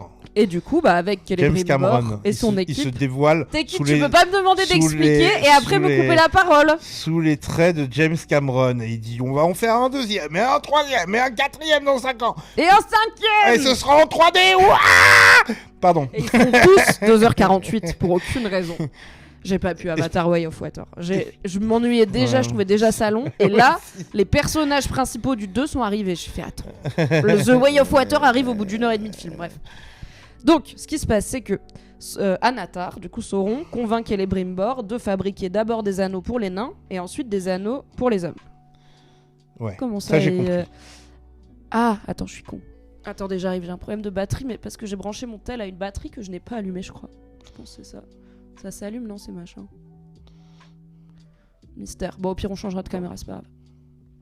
Donc, il le convainc d'abord de faire des anneaux pour les rois nains. Donc, il convainc les nains de leur redonner du mithril, etc. Et ils font des anneaux pour les rois nains en dealant avec, du coup, le père de Durin. Et, donc, après, le père de Durin est corrompu, machin. Ouais. Et il continue avec son équipe à essayer de fabriquer du coup des anneaux pour les hommes. Et Celebrimbor, il est là, en fait, les anneaux, ils font des trucs trop chelous. On n'arrive pas à faire parce qu'il veut créer la perfection, tu vois. Et Anatar, il lui dit, mais tu sais pourquoi les anneaux des nains, ils sont corrompus? C'est parce que tu les as fait un peu dans le dos de ton roi. Il a pas vraiment validé le truc. Et Gil-galad, le roi des elfes, il a pas validé qu'on faisait des anneaux pour les nains et pour les humains. Et donc, Sauron, ce bâtard, du coup, il lui dit c'est un peu de ta faute si ces anneaux-là ils étaient corrompus. Viens accepter de travailler avec moi pour faire ceux des hommes. Et vraiment, on sera sûr comme ça, on va faire les meilleurs anneaux. Mais en fait, ils étaient corrompus. Pourquoi? Parce que c'est Sauron qui a infusé de lui dans le mithril. Et du coup, lui, il crée des anneaux empoisonnés, tout en faisant croire à Celebrimbor qu'ils doivent travailler ensemble pour en faire des mieux, tout en faisant croire à l'équipe de Celebrimbor que Celebrimbor, il est en train de perdre la boule un petit peu.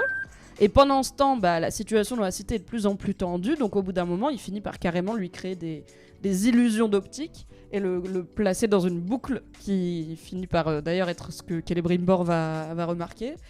Et c'est comme ça que procède Sauron, c'est qu'à la fois, oui bien sûr, il a créé les illusions et il a piégé Celebrimbor. C'est quoi la boucle ? J'ai pas suivi. Pardon.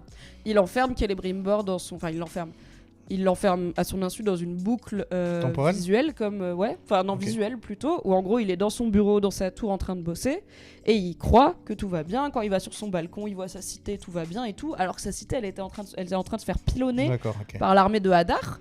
Et Celebrimbor il s'en rend compte parce qu'il voit passer une souris, genre dans un épisode, et à l'épisode d'après il revoit passer la souris, elle fait la même chose, vraiment le bug dans la matrice. Ok, d'accord, il est là. j'avais pas compris. Je l'ai vu le truc de la souris, j'avais pas compris ce que c'était. Et après il vérifie plusieurs trucs, il remarque que les bougies se consument pas, que le feu il y a jamais besoin de l'alimenter. Et combien de temps il reste dans cette truc ? Et bah on sait pas.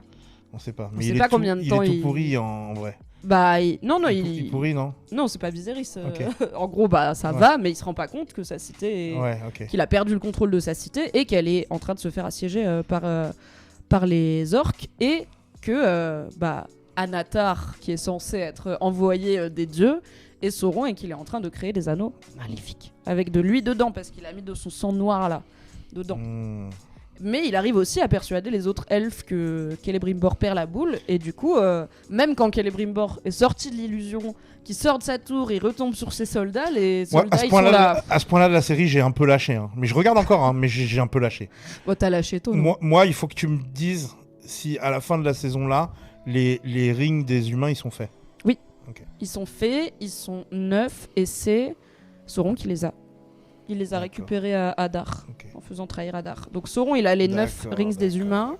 Les elfes, ils ont les leurs. Les nains, ils ont les leurs. Et Durin, il est pas censé vouloir l'utiliser, mais à la fin de la saison, il regarde quand même le truc des elfes, des nains, en se disant, ce serait pratique quand même d'avoir cet anneau pour lutter contre Sauron, par exemple. Ouais. En fait, Sauron, il appuie sur la vanité de Celebrimbor et son envie de juste se consacrer à cette création et son ego pour... Est-ce que c'est une métaphore pour le perfectionnisme ? Je pense que c'est une métaphore pour l'acte de création en général et pour l'hubris humain, tu vois. Et c'est encore plus marrant que ce soit chez un elfe qui se considère tout le temps... Le message, c'est on doit laisser la création à ceux dont c'est le métier et qui est Dieu. Alors, peut-être que c'est ça, ou peut-être que c'est aucune création ne mérite qu'on perde de vue ce qui est important, à savoir le pouvoir de l'amitié et de la cité qu'on régit, bien sûr. Mon petit poney, j'aime te voir danser. Mon petit poney. On est d'accord que les anneaux des elfes, ils n'ont pas été infusés par Sauron, mais ils sont quand même potentiellement pervertis. Les anneaux des elfes, ils sont pas corrompus. Sauron les a pas touchés, même si c'était son idée. Donc les elfes, ils s'en méfient un petit peu, notamment Gil-galad au début, il veut pas s'en servir. Non, c'est Elrond, pardon. Elrond, il est là, il faut pas utiliser ces anneaux parce que c'est Sauron qui les a fait. Et tout le monde est là, non mais il les a pas fait, c'est Celebrimbor qui les a fait, donc ça va, il a pas pu les contaminer. Donc effectivement, ceux des elfes, ils sont clean, même si un tel pouvoir ça peut faire tourner la tête quand même, c'est quand même des anneaux de pouvoir, mais ceux des nains et encore plus ceux des hommes sont contaminés et on n'a toujours pas vu par contre le One Ring, l'anneau unique, on n'a pas vu Sauron le forger. À un moment j'ai cru mais il le forge à Mordor. Oui, je pense. Mais j'ai cru à un moment parce qu'il y a une des elfes qui travaille avec Celebrimbor, une des forgeronnes, qui dit qu'elle a fabriqué un anneau où quand elle le met, elle devient invisible et elle voit un monde sombre et tout. Et j'étais là, c'est littéralement l'anneau unique qui fait ça. Et en fait, c'est plus genre... ça. Voilà, pas tous, mais c'est pas l'anneau unique en tout cas. C'est un des effets possibles qu'ils ont trouvé en testant et en faisant différents anneaux. Mais c'est pas l'anneau unique qui est là parce que j'étais là, on n'entend plus parler, c'est bizarre quand même. Peut-être qu'il y en a un qui leur fait pas rouler les airs. C'est un anneau qui te fait parler en moderne américain avec un accent de Boston. Ce serait merveilleux. Yeah, ring of power. J'ai trouvé ça vraiment trop cool de montrer comment Sauron il rentre dans la tête des gens, parce que autant saison 1 personne sait que c'est Sauron, donc ok. Là, y a des gens qui le savent, et même les gens qui ont toutes les raisons de se méfier, peu importe que ça soit des hommes, des nains, des elfes, s'il arrive à rentrer dans ta tête et à appuyer sur les bons boutons, tu risques de lui céder, en tout cas assez longtemps, pour qu'il soit trop tard ou presque trop tard, puisque Celebrimbor meurt de sa belle mort dans une scène horrible où Sauron s'est enfin révélé en tant que lui-même et torture, le prend comme une genre de cible d'entraînement dans sa forge dévastée. Là, franchement, moi j'aime beaucoup l'acteur de Celebrimbor. Je trouve qu'il a une classe folle et j'étais vraiment en mode tu touches pas au vieux monsieur gentil. Il a fait une erreur, d'accord, mais c'est pas sympa de le traiter comme ça. Et apparemment, dans le bouquin, c'est pire parce qu'il se fait une bannière avec le corps de Celebrimbor. Très Game of Thrones, ça, comme délire. Mais j'étais contente qu'il le fasse. Bolton. Ouais, voilà, très la tête de Robb Stark sur son loup et tout. J'étais là, c'est dégueulasse. Mais Celebrimbor, en mourant, lui dit en gros, c'est toi qui as perdu parce que moi déjà je suis immortel, donc là je vais au paradis des elfes où tu n'iras plus jamais parce que tu es un être noir et tu n'es pas invité. Et surtout, il lui dit, tu penses T'es noir. Que tes anneaux vont te permettre d'avoir le pouvoir sur tout le monde, mais c'est toi qui es en leur pouvoir. Et c'est là où il lui dit tu es devenu Lord of the Rings, en référence à quand il a dit ça m'a Lord of the Gift, c'était ironique, tu vois. C'est un cadeau empoisonné. Lord donc là, of the Rings, he said the name of the title of the thing. Moi j'étais en DiCaprio, j'étais là. Lord of the Rings. Mais j'ai trouvé que l'acteur faisait un boulot formidable dans cette saison. Je l'ai trouvé hyper touchant, Celebrimbor. Et j'ai trouvé, on va en parler, Charlie Vickers, je crois, qui joue Sauron.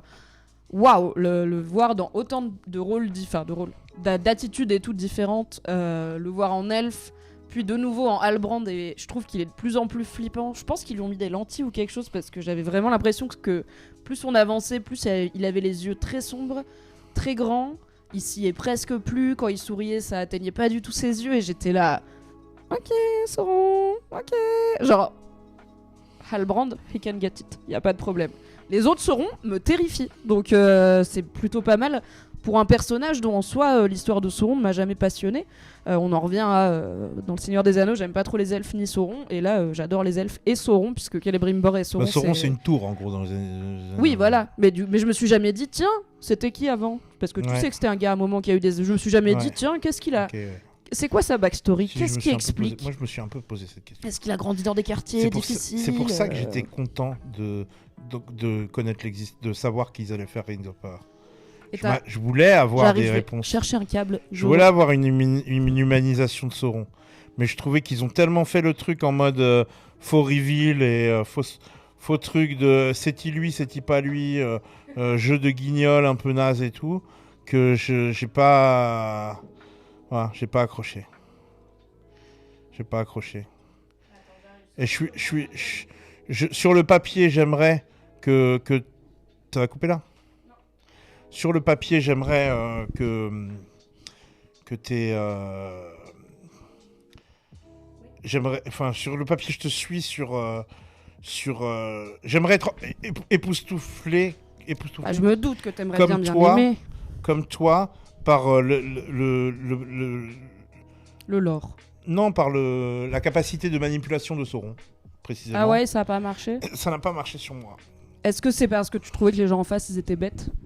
Genre, du coup, t'y croyais pas? Ouais, exactement. D'accord. Et t'as mis le doigt dessus immédiatement. C'est peut-être un retour que j'ai vu sur internet. Tu n'es pas le seul à penser ça. Immédiatement. Genre, être le meilleur manipulateur quand tout le monde a deux de QI, c'est pas dur, mais moi, franchement, ça a marché. J'étais là. Mais moi, à part le truc de. Ils auraient dû envoyer plusieurs messagers. Ouais. Tu vois, j'étais là, je comprends comment ils y croient et ils se laissent entraîner dans sa Zumba. Quoi. Moi, j'adore les personnages manipulateurs dans les séries. Bah oui. Par exemple, je vais donner un exemple. C'est Kingpin dans la saison 3 de Daredevil. Yes. Okay, où je trouve que l'orchestration du queutru est incroyable et que le mec me donne l'impression que tu peux pas t'échapper de lui, tu vois. Mm-hmm. J'avais déjà adoré Purple Man dans Jessica Jones, j'en ai parlé plein de fois. Mais Purple Man, il a un pouvoir surnaturel. Mais le fait que Kingpin soit tout aussi inquiétant de manipulation sans pouvoir surnaturel, c'était vraiment genre Purple Man a marché pour que Kingpin vole, tu vois. Ouais. Et genre j'étais genre wow, incroyable. Tu vois ce que je veux dire? Et j'aimerais ressentir des choses comme ça. Et je ressens un petit peu ça avec Penguin, tu vois. Je sens que c'est les débuts de ça. Ah ouais, pourtant moi je trouve dans Penguin c'est quand même beaucoup de la chatte. C'est aussi un personnage qui se sort c'est dans la mafia, donc il sort de plein de situations et de quiproquos d'un cheveu. Mais je trouve que c'est beaucoup de la chance et lui qui trouve le bon truc à dire. En fait Sauron, je dis pas qu'il avait tout prévu depuis le début parce que dans la saison 1, en fait on voit qu'il voulait vraiment aller à Numénor. Peut-être parce qu'il y a aussi cette idée de... il est pas inhéremment, tu vois, il y a peut-être une partie de lui qui aurait pu être bien, lui voulait rester à Numénor, forger des trucs, être artisan. Ah, tu crois? Bah, c'est ce qu'il a fait dans la saison 1, c'est Galadriel qui voulait partir. Et c'est ce qu'il lui dit. Alors à quel point c'est vrai, machin, tu vois. Non, mais c'est Galadriel qui est... c'est de la manipulation, ça. Bah ouais, mais factuellement, lui était là, je veux rester à Numénor, je ne veux pas aller en Terre du Milieu, je n'ai rien à y faire. Et c'est Galadriel qui était là, non, viens. Mais il voulait faire du mal à Numénor. On sait pas. Peut-être qu'il y a un monde où il aurait pu prendre un autre chemin et juste se contenter de perfectionner son artisanat pendant 1 ou 2 millénaires au lieu de mettre tout le monde dans la merde. Passer sur le journal télévisé de France 3 Régions, l'artisan... La France a des artisans et Numénor ont des artisans incroyables. Regardez ce forgeron, il a forgé des petites bagues là, ça se vend comme des petits pains. C'est super. C'est élégant, c'est bling bling. C'est super. Il y a tout l'esprit de Numénor, on retrouve tout l'esprit de El-Farazon, du Numénor qui chante, qu'on aime tant, hein. Voilà. Et puis voilà, c'est. Il y a Rodolphe qui demande, faut regarder Penguin ou pas. Selon Teki, oui. Selon moi, non. Si tu veux en savoir plus, j'ai fait des débriefs qui ont commencé à l'épisode 1. Donc tu peux écouter le débrief de l'épisode 1, toute la première partie est sans spoiler. Et on discute avec Vesper, experte S Batman, de qu'est-ce que ça vaut, The Penguin. Voilà. Rodolphe du 9-3. J'aurais juste une question pour toi. Est-ce que tu as aimé Les Sopranos? Est-ce que tu as envie des Sopranos dans un univers Est-ce que l'idée des Sopranos à Gotham te plaît? Si oui, tu seras peut-être déçu. Non. Moi, ça me plaisait et j'en suis déçu. Ben non. Toi, t'aimes pas les Sopranos à la base? Je suis pas rentrée dedans, c'est pas que j'aime pas. Ok. Bon. Tu nous en diras des nouvelles. Pour en revenir à Sauron, il y a Nin qui nous dit on comprend pas trop la temporalité entre la mort de Sauron et la nouvelle forme Halbrand. Donc oui, au tout début, on l'a dit, hein, la scène d'intro, c'est un flashback qui nous montre Sauron, joué par un autre acteur ce coup-ci, qui est trahi par Hadar, qui, au lieu de le couronner, pense en tout cas le tuer parce que Sauron, il veut tout dominer, y compris les orques et les Uruk-hai, et Hadar, c'est là où il commence à vouloir libérer son peuple, hein. C'est un peu son origin story à lui aussi. Du coup, il tue, en tout cas il le croit, Sauron avec sa propre couronne là, et tous les orques qui viennent le téplant, mais genre à la fin c'est une soupe de Sauron, et ça disparaît. Hadar, non. Non, de Sauron. Ah oui, dans le flashback. Ouais. Ah, mais oui, c'est repris dans la mort de Hadar, bien sûr. Et après, ça devient un genre de Venom, de blob vortex noir. Et effectivement, on sait pas combien de temps se passe. Est-ce que t'as bien aimé cette forme Je me suis dit que ça allait être un peu ta cam, cette forme un peu horreur cosmique de Sauron quand il y a quasiment plus rien, tu vois. C'est juste ce blob protéiforme qui mange. Encore une fois, si j'en avais quelque chose à foutre du reste de la série, ça m'aurait C'est le plu. premier quart d'heure Tequila Tech. C'est le premier quart d'heure du premier épisode. Non, tu mais savais déjà, pas encore si t'allais bien aimer la suite. Déjà, j'ai pas compris que c'était Hadar. Oui, mais après, bon, il a la même coiffure et les mêmes vêtements. On peut se dire ça sur n'importe qui, tu vois. Moi, j'ai bien aimé cette Moi, forme j'ai pas capté. genre originelle de J'ai rien de Sauron. capté, en vrai, vois. dire à cette scène. J'ai rien capté. J'ai capté bien plus tard. C'est la trahison de Sauron par Hadar et ça explique un peu pourquoi ils sont fâchés. Et on sait pas combien de temps s'est passé entre ce moment-là et les nouveaux événements. C'est-à-dire quand il a croisé Galadriel dans l'océan sur son radeau en Halbrand, qui n'était pas, rappelons-le, son but à la base. Il allait pas voir les elfes, il allait pas chercher des elfes, mais quand la vie te donne des citrons, devient le roi de Terre du Milieu. Je pense que c'est la leçon qu'on peut en tirer. Est-ce que tu veux qu'on parle un peu de Galadriel? Ou est-ce et après on fait les nains et après on aura fini, hein, je pense. Donc Galadriel, elle commence la série un peu sur le banc de touche parce qu'elle a amené Sauron lui-même un peu partout sans savoir que c'était Sauron. Ça la fout mal pour la meuf, où quand même le but de sa vie c'est de trouver Sauron, c'est un peu con. Et on va pas se mentir, il y avait un crush avec Halbrand. Voilà, elle savait pas, il y avait un crush sur le bad boy. On est toutes passées par là, on peut pas la juger. Et elle est obligée d'être babysittée un petit peu par Elrond, qui lui ne veut pas que les elfes utilisent les anneaux de pouvoir et n'accepte qu'à contre-cœur de voir que ça fonctionne en fait. Quand les elfes ils utilisent leurs anneaux de pouvoir, leur arbre du cul là il revit. Et du coup, I guess c'était pas une si mauvaise idée.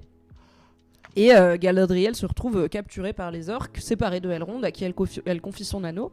Et séparée de Elrond, capturée par les orques, donc par Hadar. Et elle finit par, grâce à Elrond et le bisou, être libérés pendant la bataille pour l'affrontement final. Galadriel, Sauron en haut d'une colline avec des ruines. Excuse-moi, Pas de souci. j'ai une petite emergency. Ah, pas de souci, je te laisse gérer. Non, ça va être un texte. Très bien, un texto. Moi j'ai beaucoup aimé, du coup je vous le dis. J'ai beaucoup aimé l'arc de Galadriel. Je trouve que l'actrice est vraiment, vraiment très chouette et qu'elle représente bien ce que j'imagine en guerrière elfe, quoi. Elle a à la fois ce côté éthéré, très pur, parfois intemporel, c'est dur de lui donner un âge, et en même temps quand elle fait la bagarre. Qu'est-ce que t'as pensé de Galadriel dans cette saison ? J'ai pensé de Galadriel qu'elle était un peu annoying comme dans la première, un peu, je sais pas, un peu. Les elfes, ils se la racontent toujours un peu. Oui, et elle est un peu rigide puisqu'elle a. Elle est rigide à fond. Elle est monomaniaque sur je dois vaincre Sauron. Et maintenant, elle se rend compte qu'elle vient de traîner avec Sauron pendant toute une saison. C'est la honte. Donc elle est encore plus monomaniaque, mais elle est aussi. Mais ça te passionne ce genre de choses dans une série ? Bah, c'est pas que ça me passionne pas, c'est un arc, tu vois. Parce que en plus, tout le monde lui dit maintenant, Sauron, il est déjà rentré dans ta tête, donc t'es susceptible, t'es plus vulnérable à ses maléfices. Donc ça peut pas être toi toute seule qui l'affronte. Et au final, c'est elle toute seule qui l'affronte. Et elle résiste. Et je trouve ça. Alors j'ai trouvé la fin. Je me suis dit, ok, là, il va y avoir un grand moment. La bataille finale, là, Sauron Galadriel, c'était bien. J'ai déjà un peu oublié. Ah, moi j'ai trouvé ça trop bien. Sauron, il se bat beaucoup avec sa couronne, qu'il utilise du coup pour bloquer son épée, et il prend différentes formes. Je sais. Très il Loki. prend la forme de Galadriel elle-même. Ouais, il prend Halbrand, il prend, je crois, Elrond à un moment. Enfin voilà, il essaye de. Ça, c'est très Loki dans l'idée de changer de forme pour que tu te battes contre toi-même. Ouais. Et surtout, en fait, c'est ça qui est intéressant, c'est que Sauron, il veut pas tuer Galadriel. Il essaye pas vraiment de la tuer. Il l'aime encore. Et il est toujours dans cette idée de je veux être le Dark King et tu seras ma queen. Et parce qu'il pense, je pense que c'est la seule en qui il s'est entre guillemets reconnu, tu vois. Tout comme elle dit qu'elle s'est reconnue en lui aussi, parce qu'ils partagent pas mal de choses finalement. Sauron, c'est pas juste le mal incarné, quoi. Et Galadriel, c'est pas juste la bonté incarnée. Il y a un peu des deux en chaque. Et du coup, il essaye pas vraiment de tuer Galadriel, mais de la soumettre, de la convaincre. Et d'ailleurs, elle lui fait croire qu'elle s'est laissée convaincre à la fin du combat, puisque elle fait mine de lui donner l'anneau qu'elle a, puisqu'elle a les anneaux des elfes. Oui, ou ceux des hommes. Non, les anneaux des elfes. Et comme elle ronde au début de la saison, elle se jette en arrière, sauf qu'il n'y a pas de rivière. Très belle chute. Et quoi, survie étonnante. Survie, Bah, en fait, elle survit. Bon, déjà, elle survit à la chute parce qu'elle est bien assommée, mais bon, c'est une elfe, ok. Mais par contre, elle a été blessée par Sauron, et c'est le genre de blessure comme avait Frodon dans Le Seigneur des Anneaux, là. C'est une blessure maléfique où du coup, tu peux pas en guérir facilement. Et en fait, c'est là où Elrond il accepte d'utiliser les anneaux, parce que Elrond et Gil-galad et Arondir ils sont là. Et ils peuvent, du coup, grâce au pouvoir de 2 anneaux combinés, celui de Gil-galad et celui de Galadriel, porté par Elrond, la soigner. Ouais. D'accord. Et du coup, elle va continuer à lutter contre Sauron et à le traquer dans la saison prochaine, ce qui devrait être pas mal. Et j'espère qu'on la verra plus avec Elrond, par contre, parce que là, Elrond a été un peu séparé d'elle et de son meilleur pote nain. Et moi, j'aime beaucoup Elrond. J'aime bien son perso de mi-diplomate, là on le voit quand même être beaucoup plus guerrier. C'est le moins chiant, Ouais, lui et Celebrimbor, c'est mes elfes, bref. Du coup, il n'y a plus Celebrimbor, mais j'aime beaucoup Elrond dans cette saison. Et ça m'a manqué un peu de voir sa dynamique avec Galadriel, parce qu'elle me plaît. Est-ce que tu y as cru au bisou ? Quand il l'embrasse, donc à un moment, c'est la bagarre à Eregion. Enfin, la ville elfe se fait attaquer. Et elle est prisonnière de l'armée orque. C'est Hadar qui la tient prisonnière. Elrond, il arrive avec la cavalerie. Et Hadar, il dit, regarde qui j'ai, ta petite zouze. Du coup, si t'attaques, on la plante. Du coup, Elrond, il vient parlementer et tout. Et le gars, il dit, donne-moi l'anneau et vous nous donnez les anneaux de pouvoir et on libère Galadriel. Et Elrond, il a non, je ne peux pas, machin. Et Galadriel, elle lui a dit, non, tu as promis que si c'était à choisir entre l'anneau et ma vie, tu choisirais l'anneau, il faut jamais leur donner et tout, machin. Donc Elrond est là, ok, du coup, I guess this is goodbye. Est-ce que je peux lui dire au revoir pour de vrai ? C'est quand même mon ami. Et Hadar, il est là, ok, d'accord, t'es pas armé, donc vas-y. Et là, Elrond, il va voir Galadriel qui est enchaînée. il lui glisse un petit « je suis désolé ». Et là, il l'embrasse, un long bisou. Et en fait, c'était pour lui glisser L'anneau. un truc métallique. Non, pas l'anneau, une genre de barrette avec laquelle elle se libère. Ah. Et après, ça lui permet de s'échapper pour aller combattre Sauron. J'ai pas vu. T'étais vraiment pas concentré. J'ai pas vu ça. Moi, j'ai bien aimé parce que je sais qu'il joue un peu avec cette idée de Elrond Galadriel, que ça va probablement pas arriver. Qu'il y a plein de rageux fans de Tolkien qui sont là, mais pas du tout, ils sont pas amoureux. Et je suis là, je pense pas qu'ils sont amoureux. Je pense que le bisou, c'était une couverture pour le glisser le truc. Et que limite, il lui a dit, je suis désolé, en mode, désolé, ça va être chelou ce que je vais faire, mais je vais le faire. Et moi, je l'ai pas du tout lu comme c'est confirmé qu'ils ont un crush. Mais j'ai bien aimé le fait qu'il y a très peu de bisous sur la bouche quand même dans cet univers-là, tu vois, dans le Seigneur des Anneaux. Moi, Elrond, je l'ai lu un peu gay pour Celebrimbor, hein, moi, à une époque. Ah, je vois, il y a de l'admiration. Et pour le maître des bateaux, là, celui qu'on voit dans cette saison, le vieil elfe qui fabrique des bateaux et tout. Au début de la saison. Oui, il y a un vieil elfe qui fabrique des bateaux. C'est le plus vieil elfe. Il s'appelle Círdan. Círdan, waouh, first try. C'est Elrond, il va le voir et il lui dit, mon gars, j'ai ces anneaux, les elfes ils veulent les utiliser, mais ils viennent de Sauron. Moi, je veux pas. Círdan, il dit pas de souci, laisse-les-moi. Et je ferai en sorte qu'on s'en serve pas, je vais aller les mettre dans l'océan là, il y a une grande faille et tout. Il y va. Et la prochaine fois qu'on le voit, il arrive et il dit ok, alors je t'avais dit les anneaux je m'en débarrasse. Mais franchement c'est stylé. Et en fait il emporte un, il donne les deux autres à Gil-galad et Galadriel. Et c'est censé être un des hommes... ça y est, je vois, ça y est, c'est bon. Lui il est sexy, hein. Mais il se rase dans l'épisode d'après alors qu'il avait une super barbe. J'étais là mais enfin... Rien compris. Galadriel c'est pas la mère de Arwen? Non. Non, Elrond c'est le père de Arwen. Mais Galadriel c'est pas... d'Arwen. Ouais, il est trop saoulé dans le Seigneur des Anneaux par Aragorn. Oui. Alors que je crois Elrond il est pas lui-même, il est moitié humain, il est pas 100% elfe, il est un peu mi-cuit lui-même, donc bon. Et oui, le vieux il a gardé d'ailleurs le 3e anneau des elfes, hein, tranquille. Ouais. Galadriel c'est la mère de la meuf d'Elrond. Du coup là ils ont, j'allais dire ils ont un peu le même âge, mais c'est des elfes donc ils ont tout le temps un peu le même âge. C'est la mère de la meuf d'Elrond. Pour l'instant Elrond il a pas de zouze. Hein. Moi je le ship un peu avec Durin, mais c'est pas grave. Je sens que je suis toute seule dans le délire. Ah ouais, il est shippable avec Durin de ouf. Et finissons là-dessus. En mode non, c'est pas du shippable, c'est du meilleur copain. Mais oui, bien sûr. En vrai, c'est de l'amitié virée. C'est pour de l'amitié. Écoute, finissons là-dessus. On n'en a pas parlé, mais les nains qui ont quand même une storyline dans cette saison, puisque c'est toujours à Khazad-dûm qu'on trouve le mithril nécessaire pour faire les anneaux de pouvoir, et parce que le papa de Durin, à savoir le roi de Khazad-dûm, papy perd la boule un petit peu. Et on va être un peu pris le cul entre deux chaises. Faut-il aider les elfes ou aider mon peuple? Faut-il creuser plus profond dans la montagne comme nous le veut mon père? Leur cave là. Ouais, leur cave là. C'est la Moria ou rien à voir? Oui.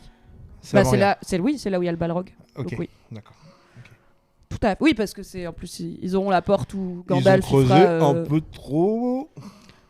La cupidité des nains corrompus par l'anneau, évidemment, puisque c'est une fois que Durin perd à l'anneau fait par Sauron, qui devient hyper cupide, ce qui est intéressant, parce que c'était pas du tout... Tu vois, il est là, on a tellement de richesses, et son fils, il est là... On n'a pas besoin, ça n'a jamais été ton truc d'avoir un trésor, c'est pas Smaug, quoi. Et surtout quand c'est au détriment peut-être de la sécurité de notre peuple, parce qu'en plus sa femme, qui est super, la Disa, c'est ça, je crois, qui chante et qui écoute la montagne par résonance. Alors ça sur le principe c'est vraiment cool. Les chansons sont pas ouf. C'est un peu plus décrit qu'autre chose. C'est pas mes chansons préférées, mais j'aime bien le principe et j'aime bien avoir des femmes nains qui ont de la barbe, ça me fait toujours plaisir à voir. Mais du coup, comme à la fin de la saison 1, il y a le des plaisirs simples, toi. Mais moi, je suis une femme simple. La carbonade, la purée, les femmes à barbe, que demander de plus à la vie. En fait, à la fin de la saison 1, ils ont fait péter le mont Doom pour créer le Mordor. Ça se répercute jusque dans Khazad-dûm, il y a un tremblement de terre et en fait ça bouche leur puits solaire, donc ils sont vraiment dans la merde. Et le roi il dit c'est pas grave, je vais vous en trouver des puits. Mais en fait ils arrivent pas à trouver des puits parce que peut-être leur montagne elle commence à être surexploitée. Et là le roi il met l'anneau magique et bam il trouve les puits. Donc il a regardé tout ce qu'il peut faire, cet anneau il me permet vraiment de visualiser la montagne de façon inédite, encore mieux que ceux qui chantent pour la montagne et tout. D'ailleurs je vais aller creuser par là et montrer à mon fils toutes les richesses de mithril qu'il y a dans ce filon. Sauf que il a aussi réveillé quelque chose d'autre en allant là-bas. Et on va voir le Balrog. Mais attends, On le voit pas là, le Balrog. Bah si, on le voit. Ah oui, j'ai raté. Bah, Il y a un épisode que j'ai pas T'as dû voir. Mais t'as pas vu le dernier épisode en fait. Bah si, parce que t'as vu la bagarre Sauron-Galadriel. Il y a Ah. le vieux roi nain. Il y a son fils. En fait, le vieux roi nain, il devient fou. Il commence à tabasser ses propres gens qui veulent lui dire juste on va faire la guerre avec les elfes, on va les aider, on revient. Et lui, il veut les tabasser et creuser. Du coup, Durin, il peut pas aller sauver les elfes. À Eregion, il avait promis. Oui, ça, La d'accord. cavalerie Oui, ça, arriverait. je sais. Elrond, il est trop triste, Ça, je terrible. sais. Mais normal, Durin, il va voir son père. lui On dit, voit le peux-tu- Balrog.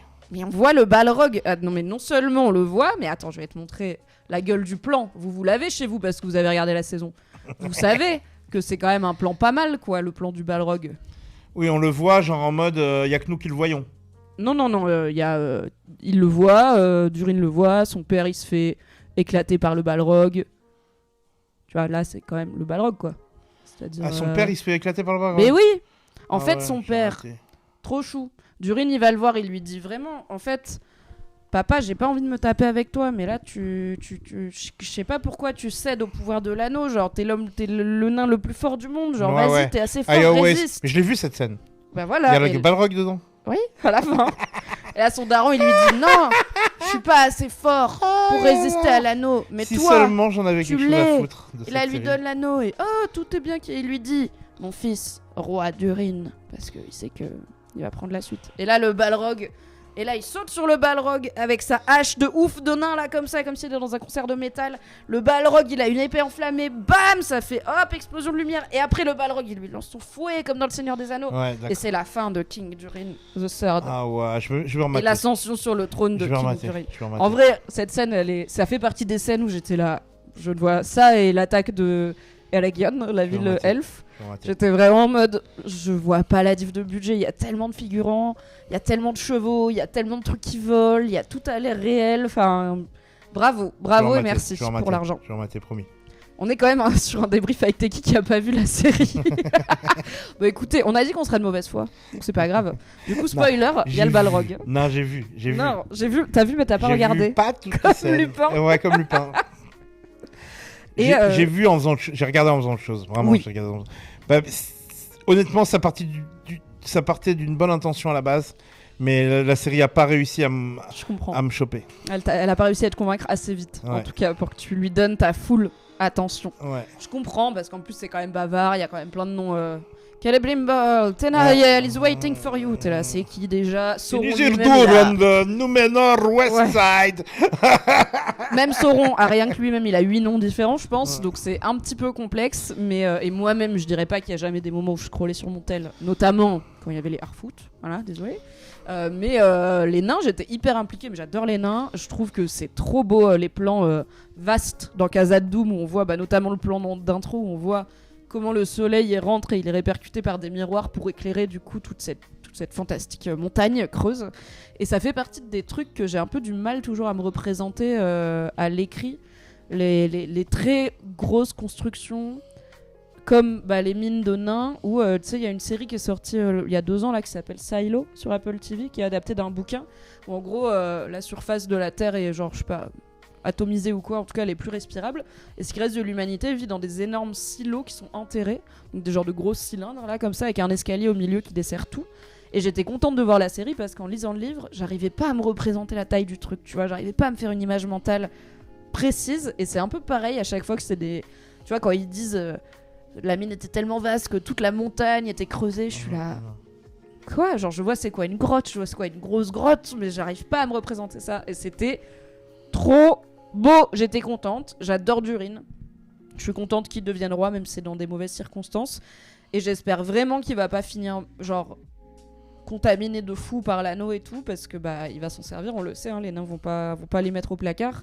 Mais j'adore sa relation avec Elrond, j'espère qu'on va les voir ensemble plein dans la saison prochaine, parce que là ils se sont à peine croisés. Et, Ouais, ils ont une bonne bromance. Ouais, même plus cool, je trouve, un peu moins cabotinance que celle de Legolas et Gimli. Ouais. Parce que Legolas et Gimli, ils se connaissaient pas avant. Eux, ils ont des années, des siècles, des décennies et des décennies d'amitié derrière eux. Les Et nains, ça ils se sent, quoi. vivent longtemps comme ça. Les nains, ils vivent pas aussi longtemps que les elfes, mais ils vivent longtemps. Bonjour Crush Tats, merci beaucoup pour le sub. Et tu as pris une rouste au billard. Désolé. Désolé pour toi. Crush Tats, c'est un copain. Oui, Khazad-dûm, une grosse grotte, quoi. Donc là, l'enjeu pour les nains qui arrivent à la saison prochaine, c'est de savoir s'ils utilisent ou non ces anneaux de pouvoir, parce que Durin, qui maintenant est roi, va devoir être roi. Il y a des histoires de taxes à rembourser, il y a des histoires de... Quoi, les anneaux, ils te font tes impôts ? Bah non, justement, lui, il est devenu roi. Et en fait, il a plein de boulot sur les bras. Et il va falloir trouver l'argent. Enfin, tu vois, il sait qu'il y a du mithril dans Khazad-dûm, Et qu'est-ce que c'est le mithril ?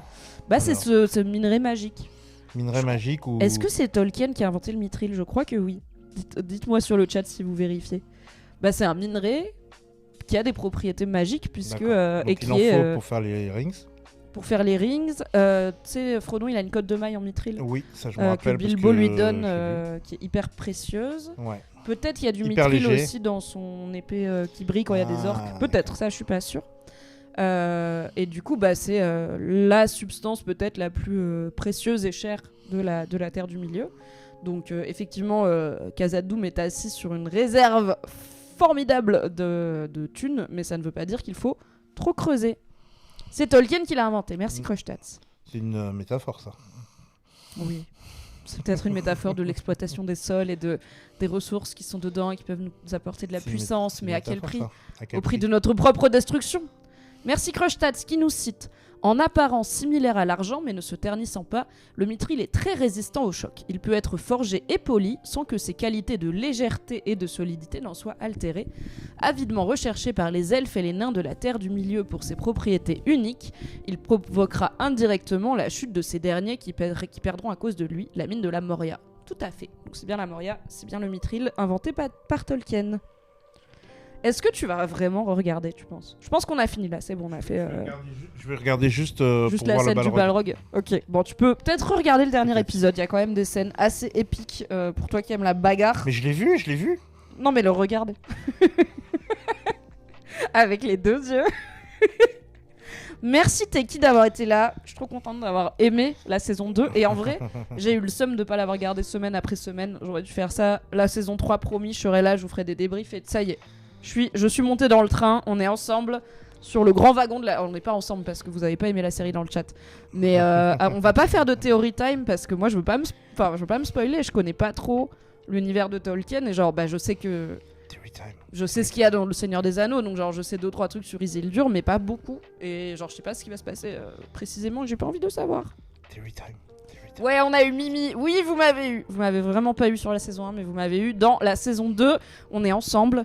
Réunissons-nous, buvons du thé dans une petite théière hérisson en chantant des chansons celtiques au coin du feu avec notre bonne pipe. Car à la fin, ce qui compte, c'est avec qui on partage l'aventure.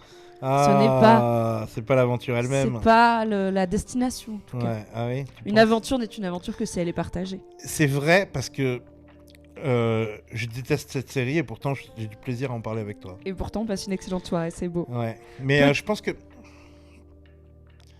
on fait pas de theory time. Bah moi j'en ai pas, tu peux si tu veux, hein. Moi j'en mais ai pas spécialement. On s'est pas vu depuis longtemps quand même, Mimi. C'est vrai ? On peut peut-être parler des séries qui arrivent qui nous saucent. Ah ouais, mais j'ai pas révisé du coup. Bah vas-y toi, qu'est-ce qui te sauce en ce moment ou à venir ? Moi en ce moment je regarde une série géniale qui s'appelle The English Teacher. Rien à voir, hein. Ah bon, rien à voir. Rien à voir. The English Teacher, c'est une série de Brian Jordan Alvarez, qui est un mec qui me fait déjà énormément rire sur TikTok et Instagram, qui est juste un mec hyper drôle. La série, je crois qu'elle est sur Hulu ou un truc comme ça. Elle est chez votre cousin américain. En tout cas, elle n'est pas encore sur Disney+. Et je crois que Abbott ça met 6 mois, donc il y a moyen que ça y soit dans 6 mois. Ça le sera à un moment. Il y a des moyens dignes de la piraterie, oui, de regarder cette série pour l'instant. Tout à fait. J'estime donner déjà assez d'argent au streaming service pour pouvoir me permettre de faire ça. Surtout qu'ils mettent des pubs. J'ai percé, toute proportion gardée, sur Thread avec un post énervé à la 3e pub Brita en plein final des Anneaux de Pouvoir où je suis là. Il y a Galadriel contre Sauron, je ne veux pas une carafe filtrante. J'ai vu ce service est payant. Bref. Du coup, English Teacher, c'est vraiment très très drôle. Si vous aimez Parks and Rec, si vous aimez Abbott Elementary, mais que vous aimeriez que ce soit mieux, Un peu plus piquant en tout cas. Un peu plus piquant. C'est vraiment pas mal du tout. Voire très bien. Est-ce que tu regardes Slow Horses? On m'en a dit tellement de bien, putain. Bah tout le ouais, monde m'en dit là du j'ai bien. l'impression que sur cette saison, ça y est, ça se rattrape. Donc j'avais essayé la saison 1, mais pour le coup, ça portait bien son titre parce que c'était lent dans mon souvenir et j'avais pas continué. Mais je me fais un petit peu draguer par les gens qui disent que c'est bien, quoi. Ouais, j'en entends vraiment énormément de bien. Donc peut-être que ça se regarde. J'ai énormément de mal à regarder Bad Monkey sur la série de Vince Vaughn sur Apple TV. Apple TV. C'est-à-dire qu'au début j'étais dedans, et là à chaque épisode je suis moins dedans, et dès que mon téléphone sonne, j'oublie que je suis en train de regarder cette série. Ok. Et genre, donc je vois bon pas la fin de départ, l'épisode. mais peut-être pétard mouillé, quoi. The The Penguin, t'as dit, The Penguin, beaucoup. j'adore. Si vous aimez Les Sopranos et que vous avez envie de voir Les Sopranos dans le monde de Batman, il y a une chance pour que vous aimiez, il y a une chance pour que vous aimiez pas. Moi, j'adore. Parfait. Et vous pouvez, dans tous les cas que vous aimiez ou non, écouter mes débriefs avec Vesper. Voilà. Exactement. Je devrais faire ça d'ailleurs. Oui, si t'as le temps, quoi. Mais peut-être que tu vas pinpoint tous les trucs que j'aime pas, qui comme sont pas tu bien l'as dans fait la pendant série. ce live là. Tu vas me gâcher ce. T'as pas réussi à me gâcher mon kiff. Ok. C'est quoi? Ça m'a tellement rendu un peu en manque de terre du milieu. J'ai envie de revoir le Hobbit. Ah ouais. Que j'ai jamais revu parce que c'était pas bien. Un délire. Mais je me dis, je m'en fous de l'histoire du Hobbit parce que elle est pas bien. Enfin, les films ils sont pas bien. Mais du coup, je veux juste regarder le lore un petit peu et être tu veux dans ce chiller, monde. Et voilà. Je veux chiller en terre du milieu. Moi, c'est tout ce que je demande à la vie. Il y a un jeu vidéo qui sort en 2025. Qui s'appelle Tales of the Shire. Ouais, qui est censé être un adorer. cozy game Ah, dans la comté. Malheureusement, les premiers retours n'ont pas été dithyrambiques, ce qui m'a beaucoup déçu. Non, bah moi en ce moment, j'ai fini Industry, ça y est, qui a livré une très belle saison 3 qui a su me choper assez intensément au niveau des émotions. Je regarde Lost saison 2, puisque je vous en parle en novembre avec Charlie Danger. Pour rappel, on redécouvre ensemble Lost et on va faire des débriefs saison par saison. Et là, on va parler de la saison 2 qui est ma préf, avec mon personnage préf et ma scène d'intro préf. Je suis d'accord. Ça va être trop bien. Et il y aura peut-être Tequila Tex qui va faire un tour parce que lui aussi, il aime trop Lost, et notamment la saison 2. Bah, attention. J'aime la saison 2 de Lost, c'est sûr. Oui. J'aime la saison 1 de Lost, c'est certain. J'aime les premières saisons de Lost, c'est certain. Mon amour de Lost, mon amour des débuts de Lost est proportionnel à ma frustration de la fin de Lost. Un peu comme Game of Thrones. La série. Ouais, alors c'est pas pareil. On en parlera du coup dans un débrief de Lost saison 2 qui arrivera en novembre, vous avez le temps. C'est les réponses qui m'ont saoulé dans Lost dernière saison. Et aussi le fait d'amener des personnages si tard pour qu'au final ils servent à rien. Oui, ça c'est Tu oui. vois. Il y a 2-3 storylines qui arrivent vraiment à la dernière saison où t'es là, c'est pas le moment d'ouvrir des boîtes. Ouais, Et ouais. puis si en plus c'est pour y mettre ça, Ouais, bon, ouais, on aurait voilà. pu s'abstenir. Alors que Game of Thrones m'a déçu d'une autre manière. Je comprends. Je saurais pas t'expliquer, je saurais pas vraiment mettre le doigt sur. Mais oui, Lost, c'est quand même le chemin est bien. Oui, c'est quand même un monument aussi de la série télé. Il y a eu un avant et un après, et on vous en parle en live avec Charlie Danger, une fois tous les 2 mois, parce qu'une saison de Lost, c'est quand même 25 épisodes. C'est dispo en intégralité sur Netflix France, donc faites-vous plaisir.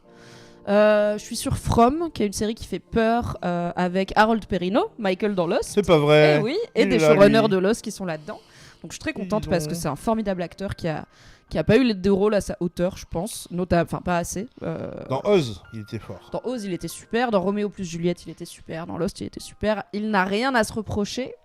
Et c'est un peu tout, hein, ce que je regarde en ce moment. Ouais. Sur la belle âge, j'étais sur Penguin, Rings of Power. Ah si, vous savez, j'ai un podcast avec ma meilleure amie Soraya où on se fait découvrir mutuellement des séries que l'autre a jamais voulu regarder. Du coup, faut que je me tape Sex and the City saison 1 d'ici ce dimanche. On est jeudi 23h, j'ai pas commencé. Donc je vais enchaîner, très différent. Rings of Power saison 2, Sex and the City saison 1. J'ai jamais regardé un épisode de Sex and the City de ma vie. J'ai un peu peur du cringe, mais je pense que c'est un monument de la série télé, notamment de la série télé féminine, qui manque à ma collection. Et du coup, j'en parlerai avec Soraya, qui bien sûr, elle a tout regardé. Non, peut-être pas si tout, je pense, tout Sex and the City. Il y a Star Trek Lower Decks qui attaque bientôt. Mhm. Il y a, je crois, Strange New Worlds qui va pas tarder juste après. pour mes trekkies sûrs, on est là, on est là, on se sait. Vous êtes là. Et voilà, qu'est-ce qu'il y a d'autre qui arrive? Il y aura The Last of Us qui revient l'année prochaine pour les grosses saisons et pour pour les grosses séries, pardon. Par contre, pour House of the Dragon et Rings of Power, ce sera 2026. Mais il y a Duncan Egg. Duncan Egg l'année prochaine, bien sûr. Mais oui, une nouvelle série dans l'univers de George R. R. Martin, Westeros, qui sort sur HBO, donc Max l'année prochaine. Et on sera bien évidemment là avec Teki pour vous en parler. Je pense qu'on peut vous le promettre. Aux premières loges. Oui. Petite actu, on rappelle, demain le 11 octobre au soir. Je suis à Caen pour le festival NDK. Je crois que c'est au Cargo. Ou alors la scène Magic Mirror, j'ai pas très bien compris.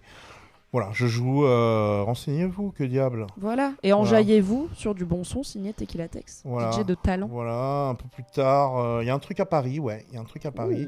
C'est les 10 ans de Pardonnez-nous.